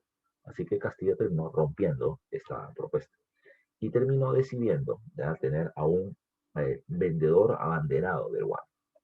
Y esa, después de un concurso público, va a terminar siendo la casa Gibbs and Sons ya de Inglaterra. La casa Gibbs terminará vendiendo guano a todos los países del mundo, a todos los países del mundo, con excepción de Estados Unidos y Francia. A Francia lo vende una casa comercial llamada la Casa Allier y a Estados Unidos la Sociedad de Consignatarios Nacionales, empresarios peruanos. ¿Verdad? O sea, no había un solo vendedor, había un vendedor principal, que era la Casa Gibbs, que nos ofreció el 80% del precio de venta de guano al Estado. Así que a partir de ese contrato, del contrato Gibbs, es que el Perú entra en prosperidad. Porque, insisto, la demanda externa de guano crecía, el Perú vendía cada vez más guano, el precio era cada vez más elevado y el 80% de ese precio elevado era nuestro. Ya no era un precio fijo, era por mitad. El Perú ganó un montón de plata gracias a él. ¿Ya? No te olvides tú. Ya, no te olvides tú. ¿Qué más hay que tomar en cuenta? ¿Ya? ¿Qué más hay que tomar en cuenta? Lo otro que hay que tomar en consideración, dice acá, es que se inicia la inmigración china. Sí, te lo dije hace un rato. Mano de obra barata, ¿ya? Y reemplazo de los trabajadores negros en las haciendas de la costa norte peruana. Se establece, y es una cuestión importante, el primer presupuesto nacional. Recuerden que un presupuesto es cuando yo sé cuántos ingresos voy a tener y sé cuáles son los gastos que voy a terminar realizando. La única manera de terminar haciendo un presupuesto es teniendo plata. ¿Ya? Y el Perú nunca había tenido plata, siempre había vivido en déficit. ¿Ya? Entonces, con Castilla se hacen dos cosas. Hay ingresos que van a ir mejorando, pero además de eso, a esos ingresos hay que ponerles orden. Ya no hay que gastar por gastar. Así que ese presupuesto nacional va a ser interesante. Hay varias cosas que también se hace con el dinero del guano. Con el dinero del guano, por ejemplo, se va a terminar construyendo una gran cantidad de escuelas. Por eso dice acá, hay una política educativa, hay un reglamento de instrucción pública que no va a ser el mejor, ¿ya? Pero por lo menos se construyeron más escuelas en comparación a otros periodos, porque había más plata también. Se va a terminar construyendo el primer ferrocarril de América del Sur, el Lima-Callao, el primer barco a vapor de guerra, el RIMAC, el primer telégrafo para la comunicación. Mira, el ferrocarril era un avance tecnológico importante, pero insisto, o lo que dije hace un rato, no servía de mucho. Los ferrocarriles servían en otras partes del mundo para terminar conectando, ya para terminar conectando a ciudades con otras, para el comercio interno, para promover mercado. El ferrocarril de Perú era el Lima-Callao. No es que Lima produjera recursos para terminar vendiéndolo al exterior a través del puerto. No, el ferrocarril Lima-Callao servía para que las importaciones que llegaban al Callao lleguen más rápidamente por ferrocarril hacia Lima. O sea, servía para poder pagar por importaciones, no para poder ganar por exportaciones. Así que nos podíamos tirar la pana de que veníamos teniendo una tecnología como el ferrocarril, pero no era precisamente esta la que mayores ganancias terminaba generando, ¿ya? De tal forma que no terminaba siendo, insisto, la propuesta más rentable, ¿ya? Más rentable. Era visual, pero no terminaba siendo muy beneficiosa que terminemos mencionando, ¿ok? ¿Qué más hay que tomar en cuenta? ¿Ya? ¿Qué más hay que tomar en cuenta? El otro aspecto importante a tomar en consideración es que con todo, ya, a pesar de todo lo que te he mencionado, Castilla terminaba teniendo una evaluación muy positiva por parte de la población. Antes de Castilla, anarquía, guerra civil, golpe de Estado. Con Castilla, Pax Andina o Paz Castillista. repartió dinero, repartió cargos, ya los enfrentamientos eran muy pocos, las élites locales se encargaban de controlar sus provincias, no había problemas contra Castilla, había dinero, había obras públicas, había escuelas, ya había escuelas, había paz en general. Entonces la gente relacionó Castilla, progreso, ¿ya? Castilla, progreso. Eso generó que en la recta final de su gobierno, Bartolomé Herrera, sacerdote e intelectual, director del Convictorio de San Carlos, ¿ya? Termina proponiendo algo. Él proponía el providencialismo. Dios, decía él, Dios, envía cada cierto tiempo a diferentes pueblos, personas, para que terminen generando el progreso de ese territorio, como Alejandro Magno o como algunos reyes. Entonces él planteaba, el Perú, después del caos de la anarquía, ya de los primeros años de la República, entró en un periodo de crecimiento, desarrollo, estabilidad y paz. Así que Dios nos envió a Ramón Castilla para que progresemos. ¿Qué debemos hacer? Si Ramón Castilla está por acabar su gobierno, lo que debemos hacer es permitir que Ramón Castilla se pueda reelegir y que pueda gobernar la cantidad de tiempo que sea necesaria por el bien del país. Eh, Además, Bartolomé Herrera va a terminar planteando una tesis que es la llamada soberanía de la inteligencia. Es decir, que solamente deberían gobernar a aquellas personas que estén preparadas para poder hacerlo y que lo hayan demostrado porque tienen algún tipo de cualidad intelectual o porque sean profesionales. ¿Ya? Aquella persona que no tenga esas cualidades no debe gobernar. Y por lo tanto, si solo los intelectuales deben votar o deben gobernar, pues solamente los intelectuales deberían elegir a las personas más capacitadas para poder gobernar. Un analfabeto no, porque el analfabeto termina siendo manipulable. Entonces el analfabeto no debería tener derecho a la ciudadanía, derecho a terminar proponiendo representantes o proponiendo los dirigentes del país. Entonces, esta propuesta de la soberanía de la inteligencia plantea dos cosas. Uno, que el analfabeto esté excluido de la ciudadanía y de la votación, y además proponía que solo la élite intelectual gobierne y que Ramón Castilla se quede a gobernar por siempre, si fuera necesario. Esa propuesta va a terminar siendo debatida u opuesta por parte de, el Colegio Guadalupe, con Benito Lazo y Pedro Galvez como sus representantes intelectuales, quienes proponían el planteamiento de la soberanía popular. Ellos decían, a ver, no nos interesa mucho la religión, ¿ya? No nos interesa mucho la religión. El Estado, el Estado democrático republicano se sustenta en leyes. Y la ley de leyes del Estado peruano es la Constitución. Y la Constitución dice, ¿ya?, que si un presidente en función quiere volver a ser gobernante, no lo puede hacer de manera inmediata. Tiene que esperar por lo menos un periodo presidencial y volver a mandarse como candidato. Así que de esa manera rechazaban ya la continuidad del gobierno de Ramón Castillo, exigiendo que se respete la Constitución. Y lo segundo, en base a esa misma ley, en base a ese mismo objetivo, respetando la Constitución dice que todos somos iguales, ¿ya? Que todos somos iguales. De tal manera que el analfabeto no tiene por qué quitarse el derecho al voto, ¿ya? ¿Por qué? Porque el que sabe leer y escribir y el que no sabe son iguales. La única diferencia es que uno tiene más conocimientos que el otro. Es más, ¿dónde se obtiene el conocimiento de saber leer y escribir? Se obtiene en la escuela. ¿Y quién termina dando la educación a través de la escuela? El Estado. Entonces, planteaban los miembros de la propuesta de la soberanía popular. ¿Cómo puede ser posible que el Estado no me termine dando un derecho para el pueblo, que es el derecho a la educación, y me quiera quitar precisamente otro derecho que termina siendo el derecho al ejercicio del voto de la ciudadanía? Ese es inconcebible, ¿ya? A menos que el gobierno, de manera consciente, esté no educando a la población para poder excluir a un sector de la población del derecho al voto. Cuando se hablaba del voto de los analfabetos, este tenía un contenido racista muy fuerte. ¿Quién era el analfabeto?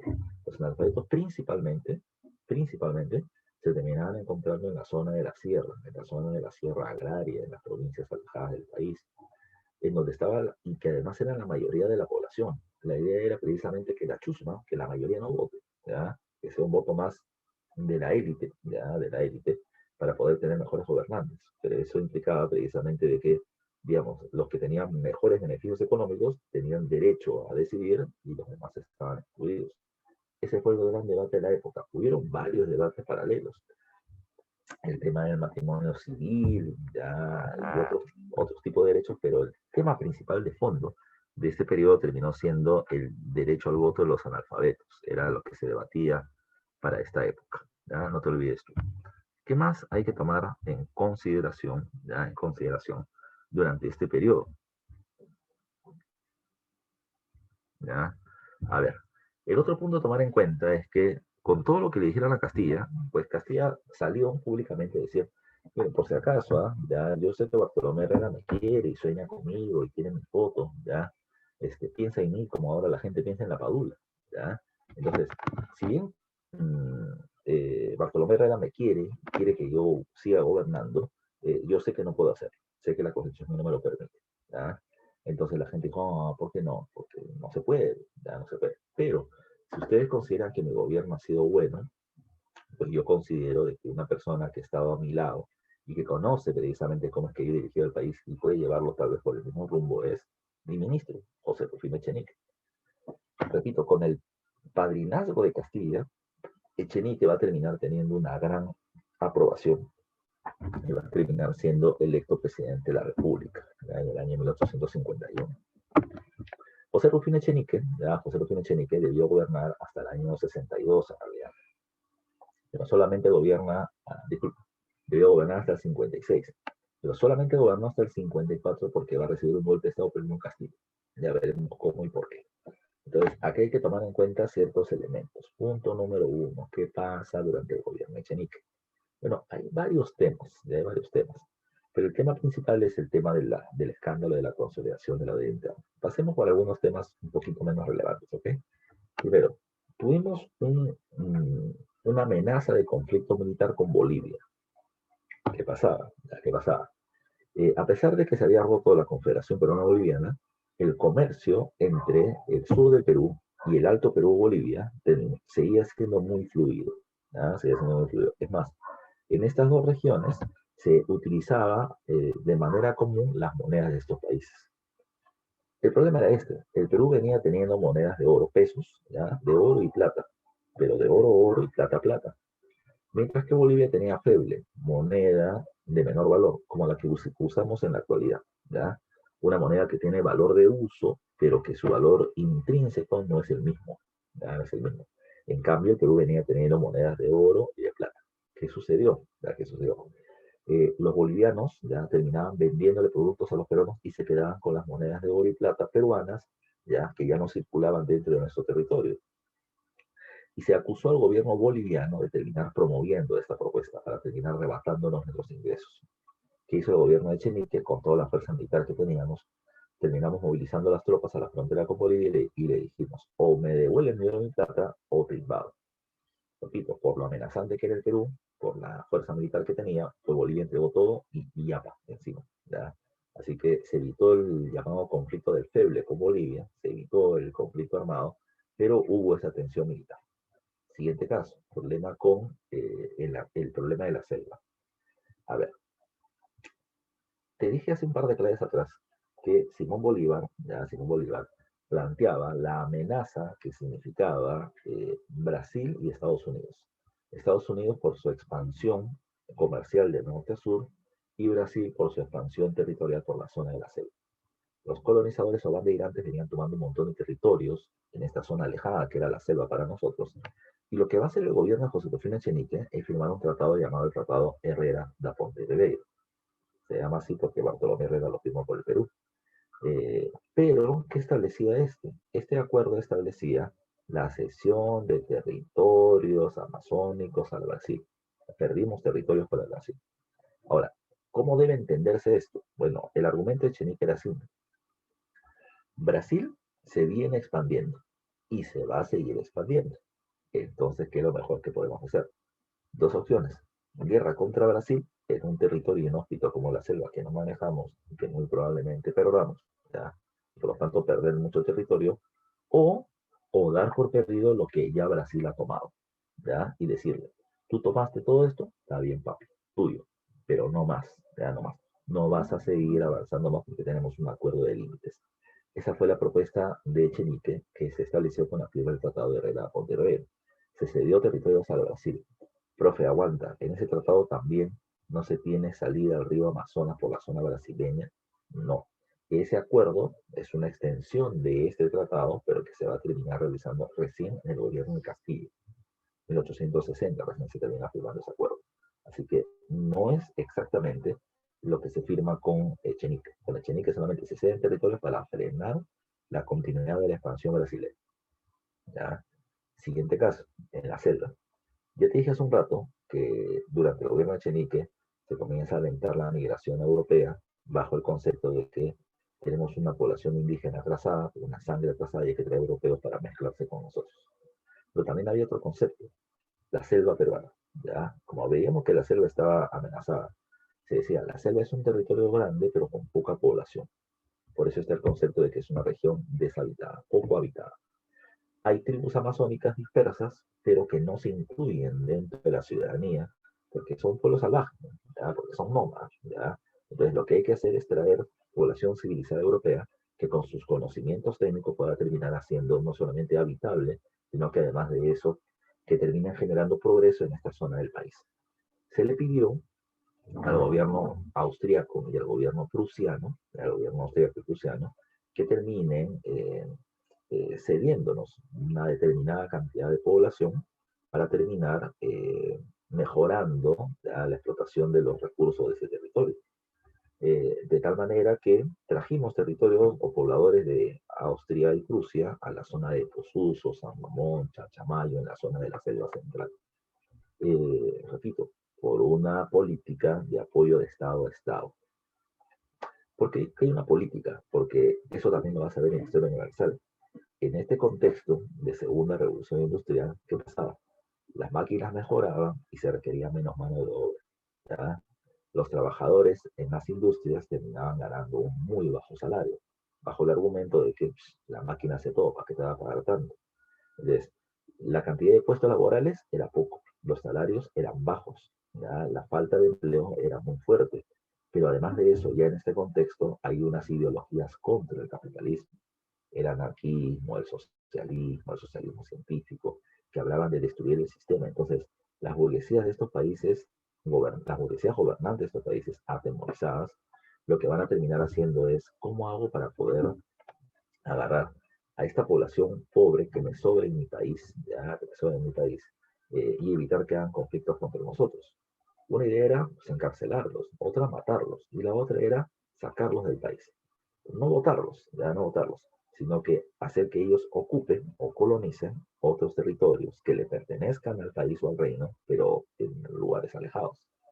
De esa manera, ¿qué es lo que va a terminar haciendo Europa? Europa, bajo el concepto de que existe una raza superior, la europea, el darwinismo social, ellos van a terminar planteando. A ver, yo voy a tener mi excedente de población en mis colonias, pero como aún así me sobra gente, le voy a decir, oye Perú, mira, nosotros somos un país avanzado porque tenemos población blanca. Tú no eres un país avanzado porque no tienes mucho blanco. Te regalo blancos, ¿ya? Te envío blancos para tu progreso. De esa manera desconcentraban la cantidad de población en su territorio, evitando protestas sociales. Y repito, países como el Perú decían, ¡ah, blancos, ya los blancos van a generar progreso, que vengan, y los comenzábamos a traer. Por eso hay una política de inmigración pactada de Estado a Estado. El gran problema en el caso de la zona de la selva central es que muchos de estos pobladores, sobre todo de origen prusiano o alemán, van a terminar exigiendo que se les regrese a su territorio de origen. O sea, que el gobierno de su país los regrese. ¿Por qué? Porque si bien el gobierno le había dado tierras, ya les había terminado exonerando un montón de impuestos y le daba un montón de beneficios, el problema terminaba siendo que no había lo que ellos reclamaban, condiciones de salubridad. ¿A qué me refiero? ¿A qué me refiero? Tú vivías en un territorio pero no tenías acceso a agua potable o desagüe. ¿Ya? Así que mucha de esta gente comenzaba a picarse con mosquitos o a recibir enfermedades tropicales y muchos morían. Así que el gobierno prusiano, después de recibir esta alerta de auxilio, pues va a terminar llevándose al prusiano del país, no sin antes establecer un documento diciéndole a Perú, tuviste la oportunidad de progresar, teniendo precisamente a nosotros como tu oportunidad de progreso, pero no la aprovechaste, así que por tanto quédate en tu atraso. Más o menos así era la que nos terminaba firmando Prusia, como diciendo, me llevo mi blanco, quédate con tus siglos y sigue siendo pesado. El aspecto más importante del gobierno de Echenique va a terminar siendo, sin duda alguna, el escándalo de la consolidación de la deuda interna. ¿Por qué? Por los actos de corrupción que fueron denunciados. Ramón Castilla había evaluado que la deuda de independencia era aproximadamente de 22 millones de pesos. José Rufino Echenique, disculpa, Ramón Castilla de esos 22 pagó 15 millones de pesos. ¿Ya? Cuando Echenique está en el gobierno, faltaban 7 por pagar, ¿ya? 7 por pagar. Pero a su tercer año de gobierno, después de seguir pagando, se terminó denunciando por Domingo Elías, un comerciante adinerado del país que tenía pretensiones de ser presidente de la República sin ser militar. Domingo Elías denuncia el caso, planteando que de los 7 millones por pagar, se habían pagado 17 y se seguía pagando 10 millones de más. Él lo denunció a través del Diario del Comercio, y es más, sacó la lista de los beneficiados. Y entre la lista de los beneficiados había un montón de conservadores. Precisamente Echenique era conservador y la lógica terminaba siendo muy simple. Echenique conservador está entregándole plata a sus amigos conservadores, lo cual termina siendo una malversación de fondos y una muestra de clara corrupción. La gente, en su dicotomía, en su pensamiento simple, pues terminó llegando a la siguiente conclusión. Conservadores igual corruptos. De tal manera que los corruptos no deben gobernar y Echenique no debe seguir gobernando. Y eso terminó alentando la propuesta de que los liberales podrían llegar al poder. ¿Y quién era el que quería canalizar ese proceso? Fue Domingo Elías, que quería ser presidente. Domingo Elías, yo siempre lo menciono, es una política interesante. Domingo Elías hizo lo justo. ¿Ya? Domingo Elías terminó yéndose a diferentes provincias, a terminar alentando, digamos así, a un apoyo hacia su ascenso al poder. Comenzó a preguntarle a la gente qué tipo de leyes quisiera aplicar dentro de su territorio, ¿ya? Para una constitución nueva en el país. Y la gente comenzaba a ver a Domingo Elías como un personaje presidenciable. ¿Ya? Es más, él había denunciado la corrupción, por lo tanto, él no era corrupto. Además, él era rico. Él era dueño de haciendas, era dueño de esclavos, era comerciante de chinos, ¿ya? Era un hombre adinerado. Entonces, si es rico, ¿cómo puede ser corrupto? ¿No? Esa es una de las ideas absurdas que todavía seguimos teniendo en el país. ¿Ya? El rico no puede ser corrupto, porque tiene plata. ¿Para qué se va a corromper si ya tiene plata? Esos son los más corruptos todavía. ¿Ya? Eh, pero pero hay una cuestión que termina siendo especial. ¿Ya? Mientras que Domingo Elías venía haciendo Ramón Castilla, Ramón Castilla y su gente terminaron construyendo un estrado en el centro de Lima. Se le pidió a la gente de la ciudad que vayan precisamente a escuchar un discurso de Ramón Castilla y la gente fue no sabiendo para qué, ya no sabiendo para qué eran convocados. ¿Ya? A ver, ¿qué suena? Un ratito, muchachos, por favor. Un segundito. ¿Aló? Buen día, con el señor Francisco. ¿De parte? ¿Qué tal? Mucho gusto. Le saluda Lorena Carrasco del área de uso del BBVA. Esperando se encuentre de bien. su micro. Realizar compras con su tarjeta Visa Cero. Disculpe, en este momento estoy dictando clase, no la puedo atender. Llámame más tarde, por favor. Ya estoy hablando. A ver, una llamada que creía que era importante. Ya. A ver, muchachos, sigamos. ¿Ya? A ver, te comentaba que producto de todo esto, Ramón Castilla le va a decir a la gente en ese estrado, ¿saben qué, señores? Ya saben qué, señores, les pido perdón. Sí. Y la gente dice, ¿pero por qué? ¿Ya? ¿Por qué me están pidiendo perdón? Bueno, lo que pasa es que yo les terminé planteando que Echenique sea el presidente, ¿ya? Y Echenique pues ha terminado, digamos así, violando el apoyo que le había dado con esta corrupción tremenda que está mostrando, ¿ya? Entonces la gente le dijo, sí, que te equivocaste, compadre. Yo le dije, sí, me equivoqué, pero vamos a hacer lo siguiente. Así como yo lo puse, yo lo voy a terminar sacando. Y necesito su apoyo y su respaldo para poder sacar al presidente Echenique. Y la gente dijo, mira, Castilla se equivocó, pero fue un presidente y es humilde al pedirnos perdón y nuestro apoyo. Así que, ya, así como Keiko, ya no a la corrupción, no al comunismo, así que se mandó con ese discurso y la gente se la creyó. y Castilla va a terminar organizando un golpe de Estado que se convierte en la guerra civil, llamada como Revolución Liberal, ¿ya? La Revolución Liberal. Entonces, dice acá, este buscó respaldo popular, ya bueno, se comienzan a hacer acciones militares de Castilla contra el presidente Echenique. Van a haber varios enfrentamientos, las fuerzas militares estaban equiparadas hasta que Castilla logra sobrepasarla poco a poco. Ya en el tramo final, pero en el final, solamente a un par de semanas para que esta guerra culmine, Castilla terminó dando un golpe. El golpe no es un golpe de Estado, sino que su golpe terminó siendo una medida interesante.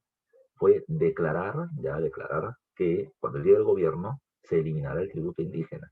Y de esa manera obtenía un respaldo tremendo de la población indígena de las provincias que hace rato quería que se elimine este tributo, pero además de eso terminaba planteando la abolición de la esclavitud, o sea, eliminar la esclavitud para los negros, planteando, como te dije hace un rato, el pago de 500 pesos por cada esclavo liberado. O sea, no es que Castilla obligaba a los hacendados a liberar a los negros porque todos somos iguales y tienen derecho a la libertad. No, él terminaba planteando la abolición de la esclavitud pagada, ya pagada. Eh, Eso se hizo, repito, en los días previos solamente a la culminación de la guerra civil. Sobre todo este último punto se buscaba para qué. No solamente para poder obtener el apoyo de la población negra, sino sobre todo para poder obtener el apoyo de los hacendados, que sabían que con Castilla iban a recibir dinero, ya dinero por la libertad de sus esclavos. Castilla lo que estaba mostrando ahí era plantear que yo voy a hacer lo mismo que hice en mi primer gobierno.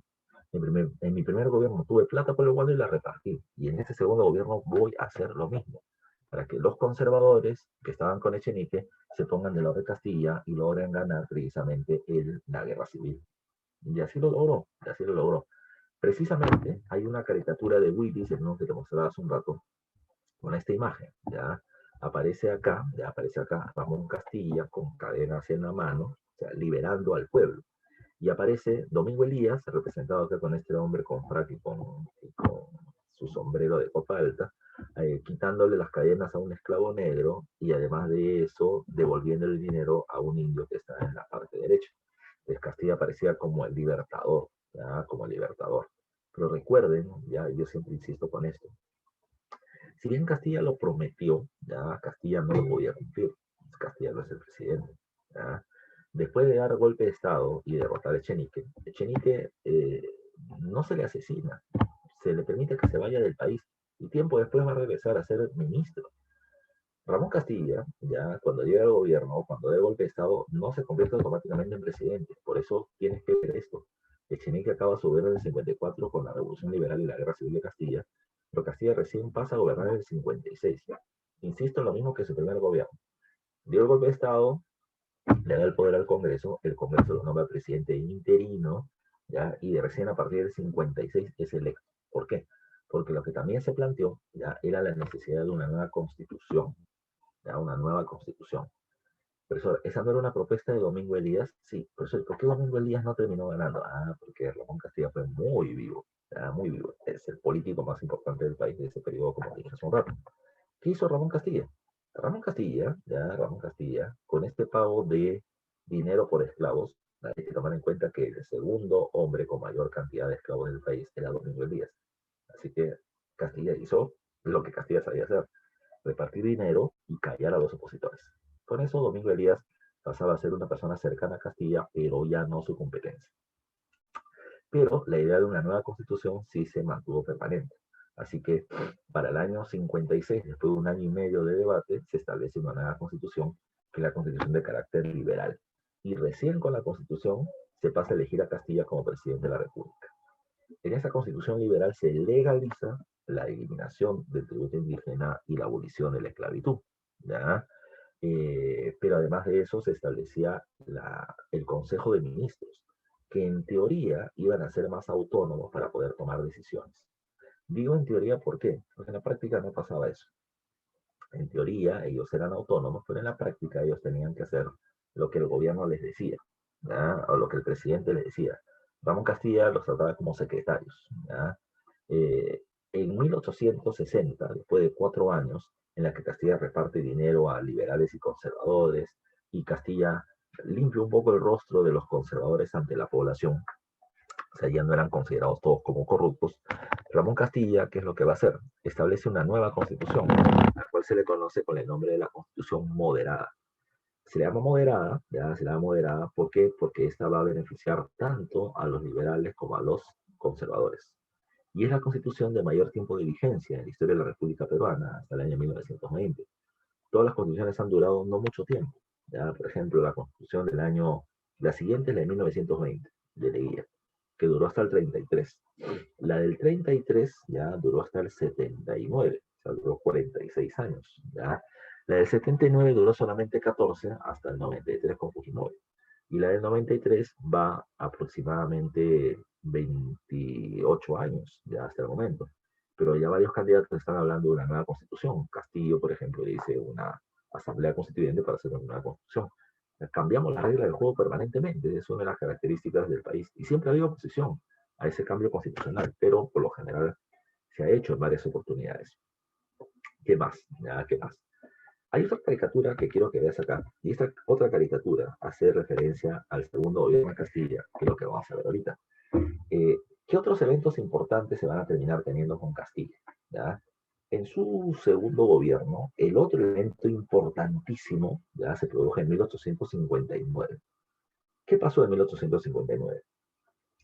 La élite empresarial peruana, los grandes hacendados y empresarios del país, se dieron cuenta que en realidad las grandes ganancias del Perú eran por el guano y que este guano era vendido principalmente por la casa Gibbs. Ganaban mucha plata y ellos también, pero podían ganar más si manejaban el guano. ¿Qué les faltaba? Les faltaba embarcaciones, les faltaba redes de comercio. Ellos decían, pero tenemos plata y nos podemos meter al negocio. Hay que meternos. Problema. Tenemos que lograr que Ramón Castilla vote a los Gibbs y nos beneficie a nosotros. Así que, ¿qué hizo este grupo de empresarios? A través de medios de prensa, a través de los periódicos, comenzaron a impulsar un concepto. El concepto terminaba siendo los hijos de la patria, o los hijos del Perú. ¿Ya? Y se planteaba este argumento, ¿ya? A diario. El argumento era, el guano es del Perú y debe beneficiar a los peruanos. Esta era una forma de decir, ¿ya? La casa Gibbs inglesa no tiene por qué vender el guano, porque genera beneficio, pero no tanto como se podría generar si es que el guano lo vendiéramos nosotros, porque es de nosotros. Entonces, ese argumento, repito, que era repetido a diario, era visto por parte de la población a diario en los puestos de periódicos, la gente lo comenzó a interiorizar y la gente consideraba ¿ya? Que el guano peruano debería ser de todos los peruanos, sin distinción, ¿ya? Rico-pobre, ¿ya? Rico-pobre. Y se comenzó a generar toda una movilización social. A través de la prensa se movilizó a la gente que protestaba en las calles pidiendo que el guano peruano sea explotado por peruanos, ¿ya? Por peruanos. Después de tanta presión, Ramón Castilla en 1859 elimina el contrato Gibbs ¿ya? Y establece el contrato de comercialización del guano con la Sociedad Peruana de Consignatarios. Repito, consolidando así la plutocracia o la élite peruana producto de la venta del guano, enriqueciéndose mucho más este grupo. O sea, los grandes hacendados ahora eran hacendados y comerciantes del guano, haciéndose muy, muy, muy ricos. ¿Ya? Otro aspecto, 1860, guerra, entre comillas, con el Ecuador. ¿Qué pasó? ¿Qué pasó? A ver, en este contexto de imperialismo, México le tenía una deuda a Francia. Como México no la pagó, la Francia de Napoleón III le invadió, ¿ya? Invadió México. De la misma manera, Ecuador le tenía una deuda a Inglaterra, ¿ya? E Inglaterra le dijo, mira, tú me puedes terminar pagando de dos maneras. O me pagas con dinero o me pagas con territorios. Y el gobierno ecuatoriano terminó diciendo, te pago con territorios.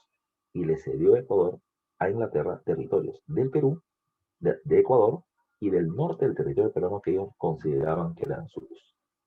Eso terminó generando dos consecuencias de inmediato. Primero, en Ecuador una guerra civil tremenda. Tres oficiales intentaron sacar del gobierno al presidente y se van a enfrentar contra él y entre ellos por la presidencia de Ecuador. Una guerra civil interna muy fuerte. Y desde Perú, cuando nos enteramos que estaban cediendo territorios nuestros, el gobierno de Ramón Castilla envió buques de guerra con tropas a la zona de Guayaquil. Y terminó diciendo el Ecuador, ¿ya? Uno, no cedas tus territorios ni los míos, si no te invado, ¿ya? Si no te invado. Nombren un representante para negociar con nosotros el tema de los límites. No le hicieron caso porque había una guerra interna. Ramón Castilla desembarcó las tropas peruanas en Guayaquil, tropas, ya no barcos, las tropas, y le dijo, o me mandan un representante y acaban con su conflicto para poder ver el tema de los terrenos, o los ataco. Y como el Perú era un país militarmente de temer, entonces, ¿qué sucedió?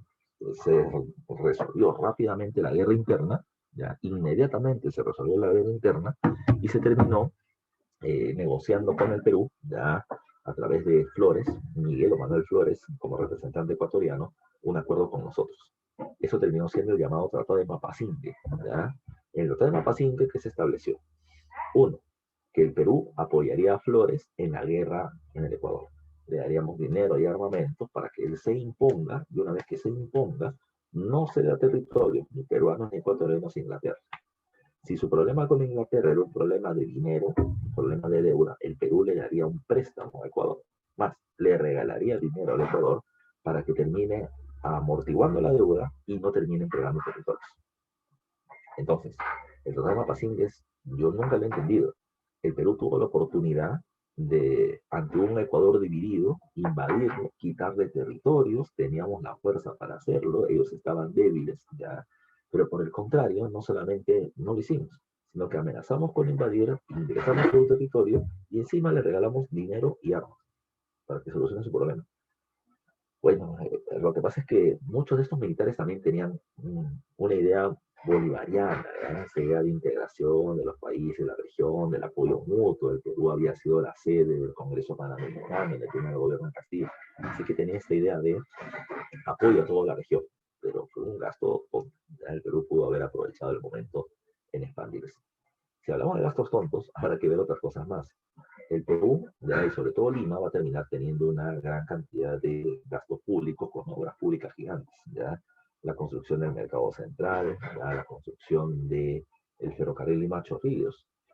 El Lima Callao te entiendo porque es para el puerto. Lima Chorrillos, pero Chorrillos también es un puerto, es una caleta de pescadores, no es un puerto para el comercio. ¿Ya? Pero ahí estaba Chorrillos y Barranco, la casa de los pitucos de Lima de aquel momento. Entonces, con eso se terminaba teniendo acceso por la gente con plata a sus casas de fin de semana. ¿Ya? Además de eso, venían teniendo alumbrado público gas en el centro de Lima y agua potable en el centro de Lima. El alumbrado público gas, que es lo que aparece precisamente en esta caricatura, ¿ya? De Castilla bailando sobre una farola de alumbrado gas, terminaba siendo toda una muestra de los gastos absurdos del gobierno. ¿Ya? ¿Por qué? Porque solamente dos ciudades venían teniendo alumbrado público a gas, Londres y París. Y Lima, ahora Lima, o sea, ni Nueva York, ¿ya? Ni Nueva York, Lima. Pues con eso nos tiramos la pana, ya, de tener mucha plata y terminar teniendo este tipo de gastos. Pero gastos absurdos, ya era parte de el magasto o de la dilapidación del dinero de guano que hace un rato veníamos comentando. ¿Ya? ¿Qué más? Ya vamos al siguiente gobierno. En el año 1862 llega al gobierno Miguel San Román, pero que gobierna algunos meses nada más porque fallece. A su muerte, el primer vicepresidente Juan Peset asume la presidencia de la República y comienzan a haber problemas. Ya comienzan a haber problemas. ¿Cuál fue el problema? Este de acá. Ah, para esta época muchos países tenían misiones científicas, grupos de embarcaciones con científicos a bordo que viajaban a diferentes partes del mundo a ver los recursos naturales, los recursos hidrológicos, minerales de estos países y precisamente sus cualidades y cómo podrían ser explotados. Tenía misión científica Alemania, tenía misión científica España, venía teniendo misión científica Estados Unidos, el Japón y el Perú también. Entonces, en esta suerte de colaboración entre países científicos, porque el Perú tenía misiones científicas solo porque tenía plata, ¿ya? ¿Qué cosa fue lo que pasó? ¿Ya? ¿Qué cosa fue lo que pasó? La misión científica española llega hacia nuestro territorio y le pide permiso al gobierno peruano para entrar a nuestras costas y ver los recursos que veníamos teniendo en el litoral. Acá el Perú no tenía por qué desconfiar de ellos, pero los españoles van a terminar tomando el control de las Islas Chincha, ahí donde se concentraba la mayor cantidad de guano, ¿ya? No te olvides tú. Y ellos van a tomar el control de estas islas argumentando, ¿ya? Argumentando que el Perú le debía plata por la capitulación de Ayacucho, que no habíamos pagado. Pero recuerdes, en la capitulación de Ayacucho se planteó que se tenía que pagar una indemnización por los gastos de independencia. Bacán, ya, bacán. Producto de ello, ¿qué va a terminar pasando? Ellos toman las Islas Chincha y dicen, no me voy a ir hasta que no me pagues esa deuda de la capitulación de Ayacucho y no indemnices a la familia que terminó viendo a un miembro fallecido en el incidente de la Hacienda Talambo durante el gobierno de Echenique. Bajo esos pretextos, bueno, van a terminar tomando parte del territorio nacional. La población y congresistas terminaban pidiendo a algunos calma, moderación, negociación y otros acción violenta contra España. Y durante mucho tiempo ya no se terminó tomando una decisión de qué cosa hacer. Hasta que el presidente PC, después de mucho ir y venir, toma una decisión. Y la decisión fue la firma del Tratado Vivanco-Pareja. En el Tratado Vivanco-Pareja, ya el gobierno peruano reconoce y se compromete a pagar la deuda de la capitulación de Ayacucho, pero piden también que España se retire del Perú. España dice, bacán, yo me retiro, pero págame primero, ¿ya? Ese tratado, ya donde se reconoce dicha deuda, va a terminar teniendo un fuerte rechazo popular y además de eso político y militar, y se le pasa a llamar como el Tratado de la Vergüenza, ¿ya? Por la forma en la que se había puesto de rodillas frente a España. ¿Qué sucedió? Bueno, lo que sucedió es que en este momento los consignatarios peruanos van a terminar respaldando el golpe de Estado de un personaje que se llama Mariano Ignacio Prado. Ese va a ser el punto culminante de este periodo, ¿ya? ¿Por qué los consignatarios nacionales se meten en este conflicto? Lo que pasa es que del año 1862 hasta el 65, ¿ya? Han pasado 3 años, ¿ya? En la que el guano, que principalmente estaba en las Islas Chincha, no se podía vender al exterior. Y como no se podía vender, ¿qué había sucedido? Como el Perú seguía vendiendo guano, pero en menor cantidad, el precio del guano había crecido una barbaridad. Estaba muy caro. Y en Europa, que era el principal comprador de este guano, Europa ya compraba el guano, pero se dan cuenta que ya era demasiado caro. Así que comenzaron a buscar un recurso alternativo. Las ganancias de los empresarios guaneros comenzó a caer y se comenzó a pensar, pucha, ¿y ahora qué hacemos? Necesitamos vender el guano ya, de una vez. Y el presidente PC no toma la decisión de votar de una vez a los españoles. Entonces, ¿qué hay que hacer? Bueno, hay que hacer la guerra a España, porque PC no sirve. Hay que votar a los PC y poner a otros. De esa manera, repito, los consignatarios van a respaldar el golpe de Estado de Mariano Ignacio Prado desde Arequipa contra el presidente PC. En octubre más o menos de 1865, octubre-noviembre, Mariano Ignacio Prado, insisto, va a terminar dando un golpe de Estado, vota a PC y automáticamente le declara la guerra a España, ya en noviembre del 65. Cuando le declara la guerra a España, la gente estaba contenta, ¿ya? Porque alguien tuvo los pantalones para poder hacerlo. Pero lo siguiente que hace Mariano Ignacio Prado es terminar pidiendo el apoyo, de otros países. El gobierno peruano da el siguiente argumento. ¿Ya? El argumento era que España no venía por nuestro guano, España venía para recolonizar, ¿ya?, los territorios de sus ex colonias americanas, tomando en cuenta el contexto, ¿ya?, de la invasión francesa sobre México, del intento de invasión inglesa sobre Ecuador, de invasión norteamericana sobre Nicaragua, de Estados Unidos o de Europa sobre Asia y parte de África. Entonces, en este contexto de neocolonialismo, Perú va a decirle, ¿ya?, oye, Ecuador, Bolivia y Chile, países con salida al Océano Pacífico, ellos no vienen por mi guano, ni siquiera vienen solo por el Perú, vienen por todos nosotros, ¿ya? De tal manera que Ecuador, Perú, Bolivia y Chile van a firmar un acuerdo de defensa mutua llamada como la Cuádruple Alianza. La Cuádruple Alianza, si bien se firmó como un pacto, se desactivó muy rapidito. ¿Por qué? Porque ya los españoles van a decir públicamente, falso, nosotros no venimos por territorio, solamente queremos el guano del Perú. ¿Por qué? Porque Perú no me está pagando la deuda que me debe. Por eso es que lo estoy haciendo.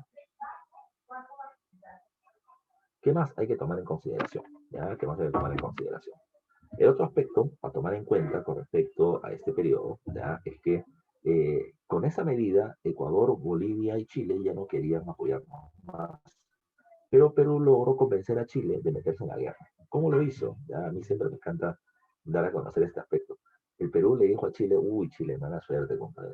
España también te va a terminar atacando a ti. Y Chile dice, pero ¿por qué? Si yo no he hecho nada. Mira, no sé, pero mi servicio de inteligencia dice que España está movilizando sus barcos para poder atacar. Yo te sugiero, Chile, por si acaso, que saque tus barcos de guerra del puerto de Valparaíso para que te defiendas en caso de un posible ataque español. Ante eso, ya Chile se quedó con la duda, ¿verdad? Ya Chile se quedó con la duda. Y por si acaso comenzó a sacar sus barcos, ¿ya? Mientras que esto venía pasando, Perú le va a terminar diciendo a España, ya, gracias. Perú le va a terminar diciendo a España, uy, España, te fregaste, ¿ya? ¿Por qué? Porque Chile está movilizando sus barcos, ya, sus barcos para aliarse a nosotros y atacarte. Así que por lo tanto, ya te fregaste que te vamos a terminar destruyendo. España dijo, pero ¿por qué Chile me atacaría si yo no tengo problemas con él? No sé, pues, pero si tú quieres, anda a ver, para que veas que Chile está sacando su barco de guerra. Cuando España pueda ver, ¿ya? ¿Por qué Chile sacaba su barco de guerra? Chile sacaba los suyos porque España supuestamente iba a atacar. Así que España vio los barcos de guerra chilenos y bombardeó Valparaíso. Y Chile dijo, oye, Perú, Franco, España viene a atacarme, mira, me ha terminado atacando. Perú dijo, ya ve, yo te dije que te iba a atacar. ¿Qué hay que hacer? Hay que unir esfuerzos y hay que enfrentar y derrotar a España. Con esta situación, las fuerzas navales de ambos países van a enfrentar a España y lo van a derrotar en el combate adaptado. El combate adaptado es un ataque conjunto de Perú y Chile contra España, pero la batalla decisiva de este proceso se llamó Combate del Callao o Combate del 2 de mayo. El 2 de mayo de 1866, la escuadra española intenta tomar el Callao y el Perú va a ejercer una resistencia muy fuerte desde la fortaleza del Real Felipe y desde el propio Callao se van a terminar poniendo toda una gran cantidad de filas de baterías de cañón, para poder atacar la incursión española. Se logró repeler la invasión española y los españoles tuvieron que retirarse derrotados. Así que el Perú había ganado el combate del 2 de mayo, el Perú había ganado su guerra contra España y había mantenido su independencia. ¿Qué pasó? Mariano Ignacio Prado era celebrado como el gran héroe de la época, era el superhéroe de la nación. Había logrado dotarnos de la segunda independencia frente a España y los actores de la guerra eran los beneméritos del país. ¿Ya? Los muertos y los heridos eran héroes de la nación y todo el mundo celebraba. Pero hay que tomar en cuenta varios factores. Cuando Prado dio golpe de Estado, Prado terminó nombrando a un consejo de ministros, donde destacaban varios ministros jóvenes, llamados por el nombre del gabinete de los talentos. Eran muchos jóvenes provenientes de familias ricas y poderosas del Perú, que habían terminado estudiando en el extranjero, que venían teniendo, por lo tanto, preparación académica como para poder tomar un cargo. Por ejemplo, está José Gálvez como ministro de Guerra o está Manuel Pardo como ministro de Economía. ¿Ya? Cuando acaba la guerra, ¿ya? Hay un gran inconveniente. ¿Ya? Durante este periodo en que el Perú terminó vendiendo menos guano y por un precio muy elevado, recuerden que la casa Gibbs inglesa, con empresarios chilenos con los que hizo alianzas, estaba explotando el salitre de la zona de Antofagasta, Bolivia, y del sur del Perú, Tarapacá. Y el salitre, recuerden que venía teniendo dos características. Era utilizable como fertilizante, al igual que el guano, pero con menos calidad. Y por otro lado, junto con la pólvora, servía para poder hacer municiones. ¿Ya? Municiones. Entonces, cuando el salitre comenzó a entrar al mercado europeo, ya al mercado europeo como fertilizante, se terminó encontrando con el único fertilizante o monopólico fertilizante que era el guano. ¿Qué pasó? Ahora el guano tiene competencia y por cuestiones económicas, cuando hay competencia, el precio termina bajando, ya bajando. Entonces, ¿qué pasó? El Perú ahora vendía menos guano por menos precio por la competencia del salitre y nuestra economía, tan dependiente del guano, se va a terminar viendo golpeada. El ministro Pardo, el ministro de Economía, ya va a terminar planteando lo siguiente. Bueno, si ya no tenemos tantos ingresos por la venta del guano, entonces, ¿qué debemos hacer? Debemos terminar teniendo ya otras formas de ingresos económicos para el país, porque el guano ya no es suficiente. Entonces, ¿qué va a hacer el gobierno? ¿Qué va a hacer el gobierno? El gobierno va a terminar estableciendo una contribución laboral, así se le va a llamar. Pero la contribución laboral o la contribución al trabajo ya va a terminar generando oposición por parte de la población. Sobre todo, el discurso de oposición va a terminar siendo el siguiente. Esta contribución laboral en realidad no es una contribución al trabajo, en realidad es una restitución del tributo indígena que Ramón Castilla había establecido, generando muchas protestas de población campesina e indígena en diferentes partes del país. Las protestas más fuertes se produjeron en el sur del país, en Puno, en la zona de Ilave, en la zona de Desaguadero, en la zona de Huancané, aparecen múltiples levantamientos. En la zona de Huancané, precisamente, se produce la rebelión de Huancané, ¿ya? dirigida por Juan Bustamante, que se autoproclama como Túpac Amaru III. El levantamiento de Huancané se hacía por dos motivos, ¿ya? El rechazo a la contribución laboral, repito, que era como el tributo indígena restituido, pero que además de eso rechazaba el abuso de los lamonales, de los dueños de tierras en la zona de Puno, que incrementaban sus dominios y que terminaban arrebatando tierras de pastoreo o de crianza de ganado para la población común y corriente. Entonces, ese abuso laboral, ese abuso por tierras, ese abuso tributario, ¡pum!, terminó generando esta rebelión. Rebelión que al principio ya intentó ser sofocada militarmente, pero el representante del gobierno peruano terminó llegando a un acuerdo con Bustamante y decidieron calmar la protesta de manera pacífica. Pero como al gobierno no le gustó esta respuesta pacífica, terminaron enviando una fuerza militar que acabó brutalmente con el levantamiento en Huancané. Es un caso. El otro caso es que el gobierno de Mariano Ignacio Prado se da cuenta de algo. Si si producto de la reducción de las ventas del guano, las ganancias han caído, entonces no solamente es una cuestión de elevar el tributo laboral o el tributo indígena, sino también debemos tener otra fuente. ¿Y cuál podría ser esa? Un comercio más fluido a nivel internacional. Es decir, si aperturamos nuestro mercado y llega mayor cantidad de productos extranjeros, van a haber más empresas, más puestos de trabajo, mayores ganancias para el Estado por tributos y la economía crecerá. De tal manera que se estaba buscando establecer una política de apertura librecambista, de reducción de aranceles, y eso tenía un problema. La Constitución de 1860, la Constitución moderada, permitía el comercio extranjero, pero de manera restringida. Y esa era una traba para la propuesta de Prado. Por eso es que Prado va a terminar estableciendo ¿qué cosa? Una constitución nueva. En 1867 establece una constitución nueva de carácter liberal, y esto va a terminar generando una tremenda oposición de los conservadores. Los conservadores van a ser acusados de promover el levantamiento indígena contra la contribución laboral, argumentándole a la población de que era el tributo indígena restituido. Los conservadores se oponen a la Constitución de 1867 y le hacen la vida imposible a Mariano Ignacio Prado y lo tildan de tirano. Recuerden que en la práctica Prado era un dictador, un tirano, había llegado por las fuerzas al gobierno y hacer la guerra España, pero era bien recibido por la población. Pero se mantuvo, un tirano es aquel que se mantiene en el poder por el uso de la fuerza. Pero comenzaban a utilizar el término de manera deleznable, desdeñosa, para decirle que este era un miserable, que ha empobrecido al país, que cobra más impuestos al pueblo, que quiere cambiar la constitución de los peruanos, que quiere hacer lo que quiere. Y la imagen de Prado, y ahí me gusta decir eso, pasa de superhéroe a supervillano, ¿ya? Él era el superhéroe que vence a España y ahora era el supervillano que nos estaba llevando a la ruina. De esa manera, tras una imagen muy debilitada, Prado va a terminar siendo retirado del gobierno y se termina estableciendo a través de un golpe de Estado encabezado por parte de José Balta, ¿ya? José Balta asume la presidencia en 1868, pero ese tema te lo he dejado para la próxima clase todavía, para incluirlo con el primer civilismo y con la guerra contra Chile, ¿ok? Así que nos vamos a quedar acá y vamos a pasar a ver tus preguntas dirigidas, ¿ya? Tus preguntas dirigidas están colgadas en tu aula virtual, ¿ya? Así que ahí también la puedes terminar viendo. Y ahorita lo que vamos a ver, repito, es lo que yo te voy a proyectar en la... Gracias. Lo que yo te puedo proyectar en la computadora a través del internet. ¿Ya? Están viendo lo que tengo acá, ¿no? Ya las dirigidas del tema 11. Confírame, por favor, que se puede terminar viendo la dirigida. Sí, profe. Vamos con las preguntas. Dice, pregunta 1. Fue un periodo caracterizado por la relativa estabilidad política tras los convulsionados años que le siguieron a la independencia.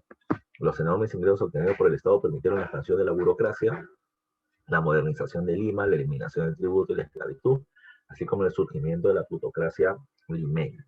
Dice, no obstante, la corrupción y el incremento desmedido de la deuda pública y las malas inversiones terminaron en desastre económico en la segunda mitad del siglo XIX. La pregunta es, ¿a qué periodo hace referencia? Y claramente está haciendo referencia a la prosperidad falaz, ¿ya?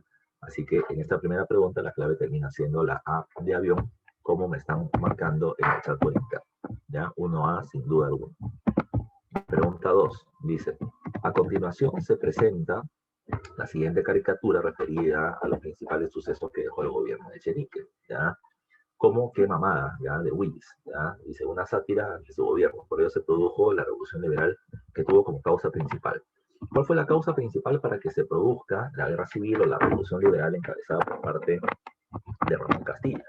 Me dice acá, la causa principal fue la ley de manutención de esclavos, no porque la manutención de esclavos se va a proponer en plena guerra civil, ¿ya? No después, no después, sino en plena guerra civil.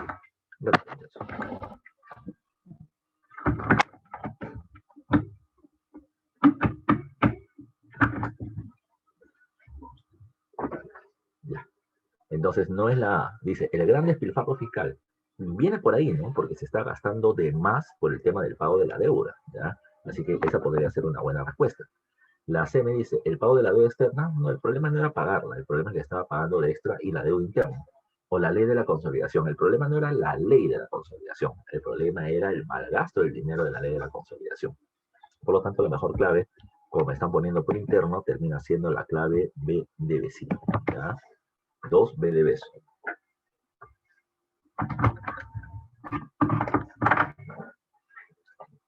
Ya, pregunta número 3. Ya, pregunta número 3. Dice, a ver, en la recta final del desarrollo de la guerra civil que encabezó Ramón Castilla contra Echenique, se estableció en Huancayo un decreto que establecía la libertad de todos los hombres que viven en el país, o sea, la abolición de la esclavitud, con el objetivo de... Hay dos objetivos. Uno podría ser el apoyo de los negros en la lucha de la guerra civil, pero vuelvo a insistir, esta medida de Huancayo se termina dando 2 días antes que acabe la guerra civil. Entonces no se va a conseguir su objetivo. El objetivo principal era que los hacendados terminen diciendo, es mejor estar con Castilla, porque Castilla me va a pagar por esclavo que libere y voy a terminar ganando plata. Entonces, el principal objetivo era ¿cuál? Establecer el fin del llanatonaje indígena, no porque hago el tema de la abolición de la esclavitud. Conseguir el apoyo de la población afrodescendiente en la guerra podría ser. 3, ganar el respaldo de los amos que conseguirían una indemnización por liberar a sus esclavos, ese estaba mejor, y eliminar la influencia en la sierra central del bando del presidente Echenique, no era tanto en la sierra porque el negro esclavo está en la costa. Así que la mejor clave termina siendo de estas 3, la C de casa. ¿Ok? A ver, la 3 es la C. Pregunta 4. Con respecto a la prosperidad falaz, a ver, dice, ordene cronológicamente los hechos. Dice, firma el Tratado de Herrera Ponte Ribeiro, Revolución Liberal contra Echenique, primer presupuesto oficial de la República. El primer presupuesto es Castilla, primer gobierno. Luego viene el Tratado de Herrera Ponte Ribeiro durante el gobierno de Echenique y luego viene la Revolución Liberal contra Echenique de Castilla. Entonces es 3-1-2 y la respuesta es la C de casa. Pregunta 5.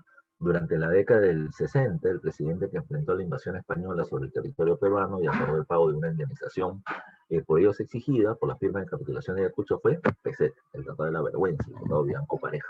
Ya no se olviden. Pregunta 6. ¿Verdadero o falso? Ya con respecto a esta pregunta, ya dice, durante el gobierno de Echenique se estableció el sistema de consignaciones, acá se ha movido la imagen. Dice, durante el gobierno de Echenique se estableció el sistema de consignaciones con la casa inglesa Gibbs. No, eso se estableció con el gobierno de Ramón Castilla, ya en su primer gobierno, así que la primera es falsa. La segunda me dice, la inmigración asiática y europea se produjo ante la falta de mano de obra y población emprendedora, ¿ya? Podría ser, ya, pero a ver, la voy a dejar en duda. De la primera es falsa y la segunda vamos a dejarla ahí en el intermedio, en el limbo ratito, ya.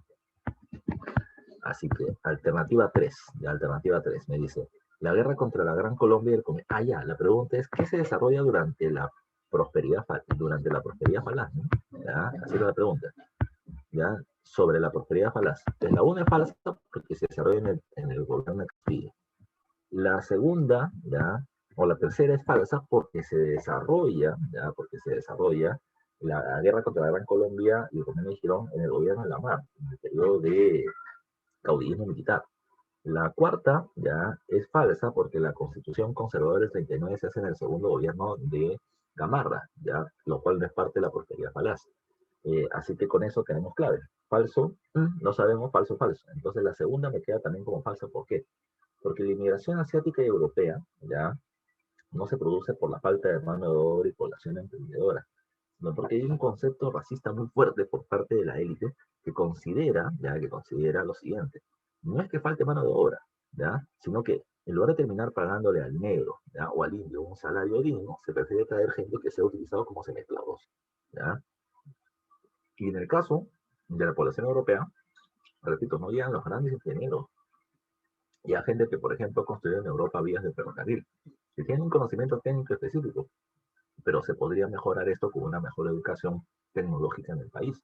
Pero se prefirió la inmigración, repito, por estos conceptos racistas de que el europeo tenía una mayor posibilidad de progreso, de desarrollo.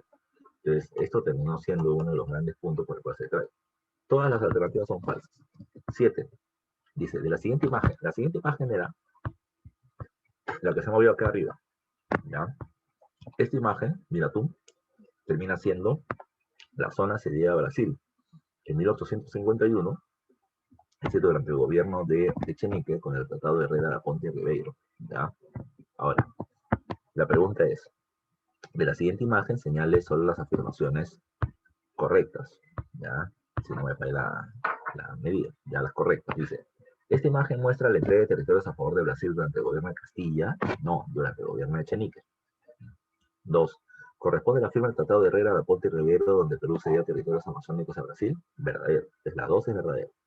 Y la clave tiene que ser automática. Debe ser solamente la D. No puede ser solamente la A y la D contienen 2.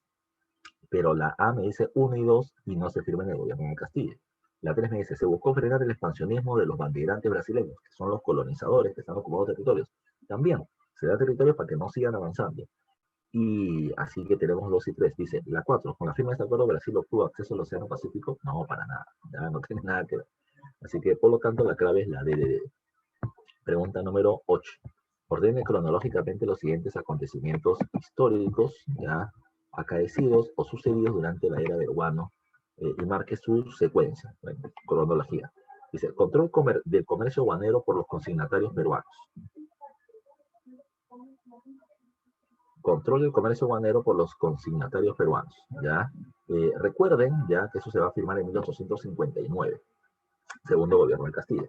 Dice, Castilla plantea la abolición de la esclavitud. Eso se hace antes que llegue al gobierno, ya, durante la guerra civil con Echenique.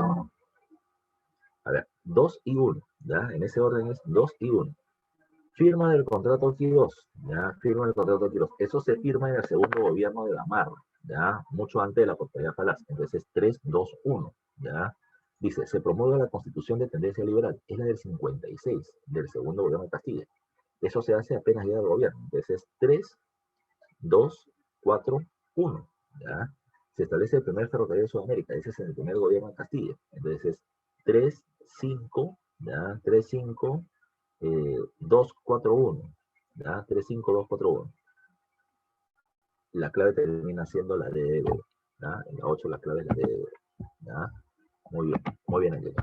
Pregunta número 9. Dice, en el conflicto que enfrentó el Perú contra España, en 1865, destaca el interés español por apoderarse de los recursos de la isla de Chincha, exigiendo al Estado peruano el reconocimiento de la deuda externa y la imposición de un comisario en nuestro territorio.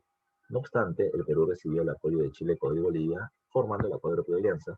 La razón del apoyo de estas naciones radicó en, repito, dice, defender los territorios sudamericanos del imperialismo colonial. Claro, el miedo era que supuestamente nos iban a atacar a todos, ¿no? ¿Ya? La necesidad de conformar una federación de estados americanos contra la Santa Alianza. Contra la Santa Alianza es lo que intenta hacer Simón Bolívar con el Congreso de Panamá.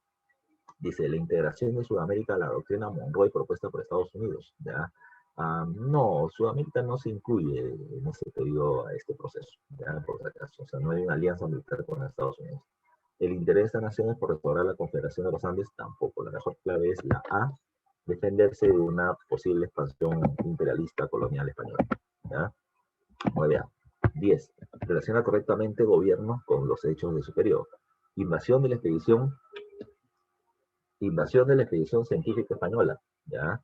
Invasión de la expedición científica española. Esto se produce durante el gobierno de Pezet. ¿Ya? Entonces, 4 va con A. Ahí podría ser solamente la A de avión o la B de dedo.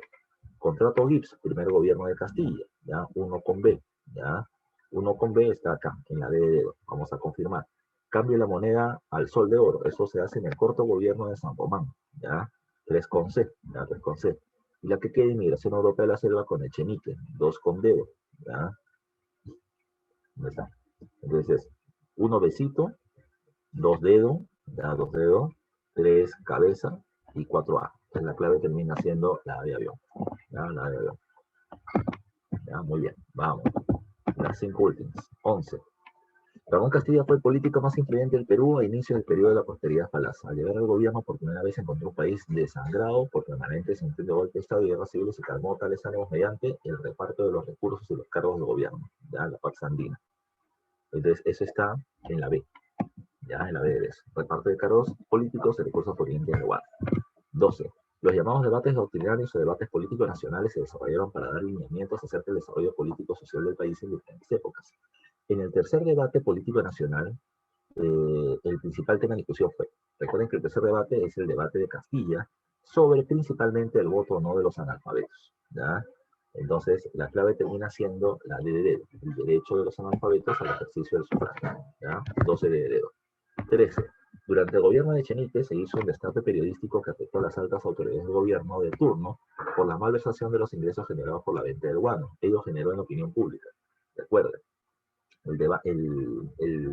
la denuncia fue que el gobierno de Echenique conservador financió a los conservadores mediante corrupción.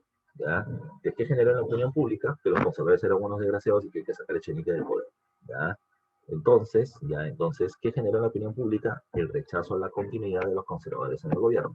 En la 13, la clave termina siendo la C de casa, como me están respondiendo por interno. ¿Ya? Muy bien, Kevin. ¿Ya? Vamos.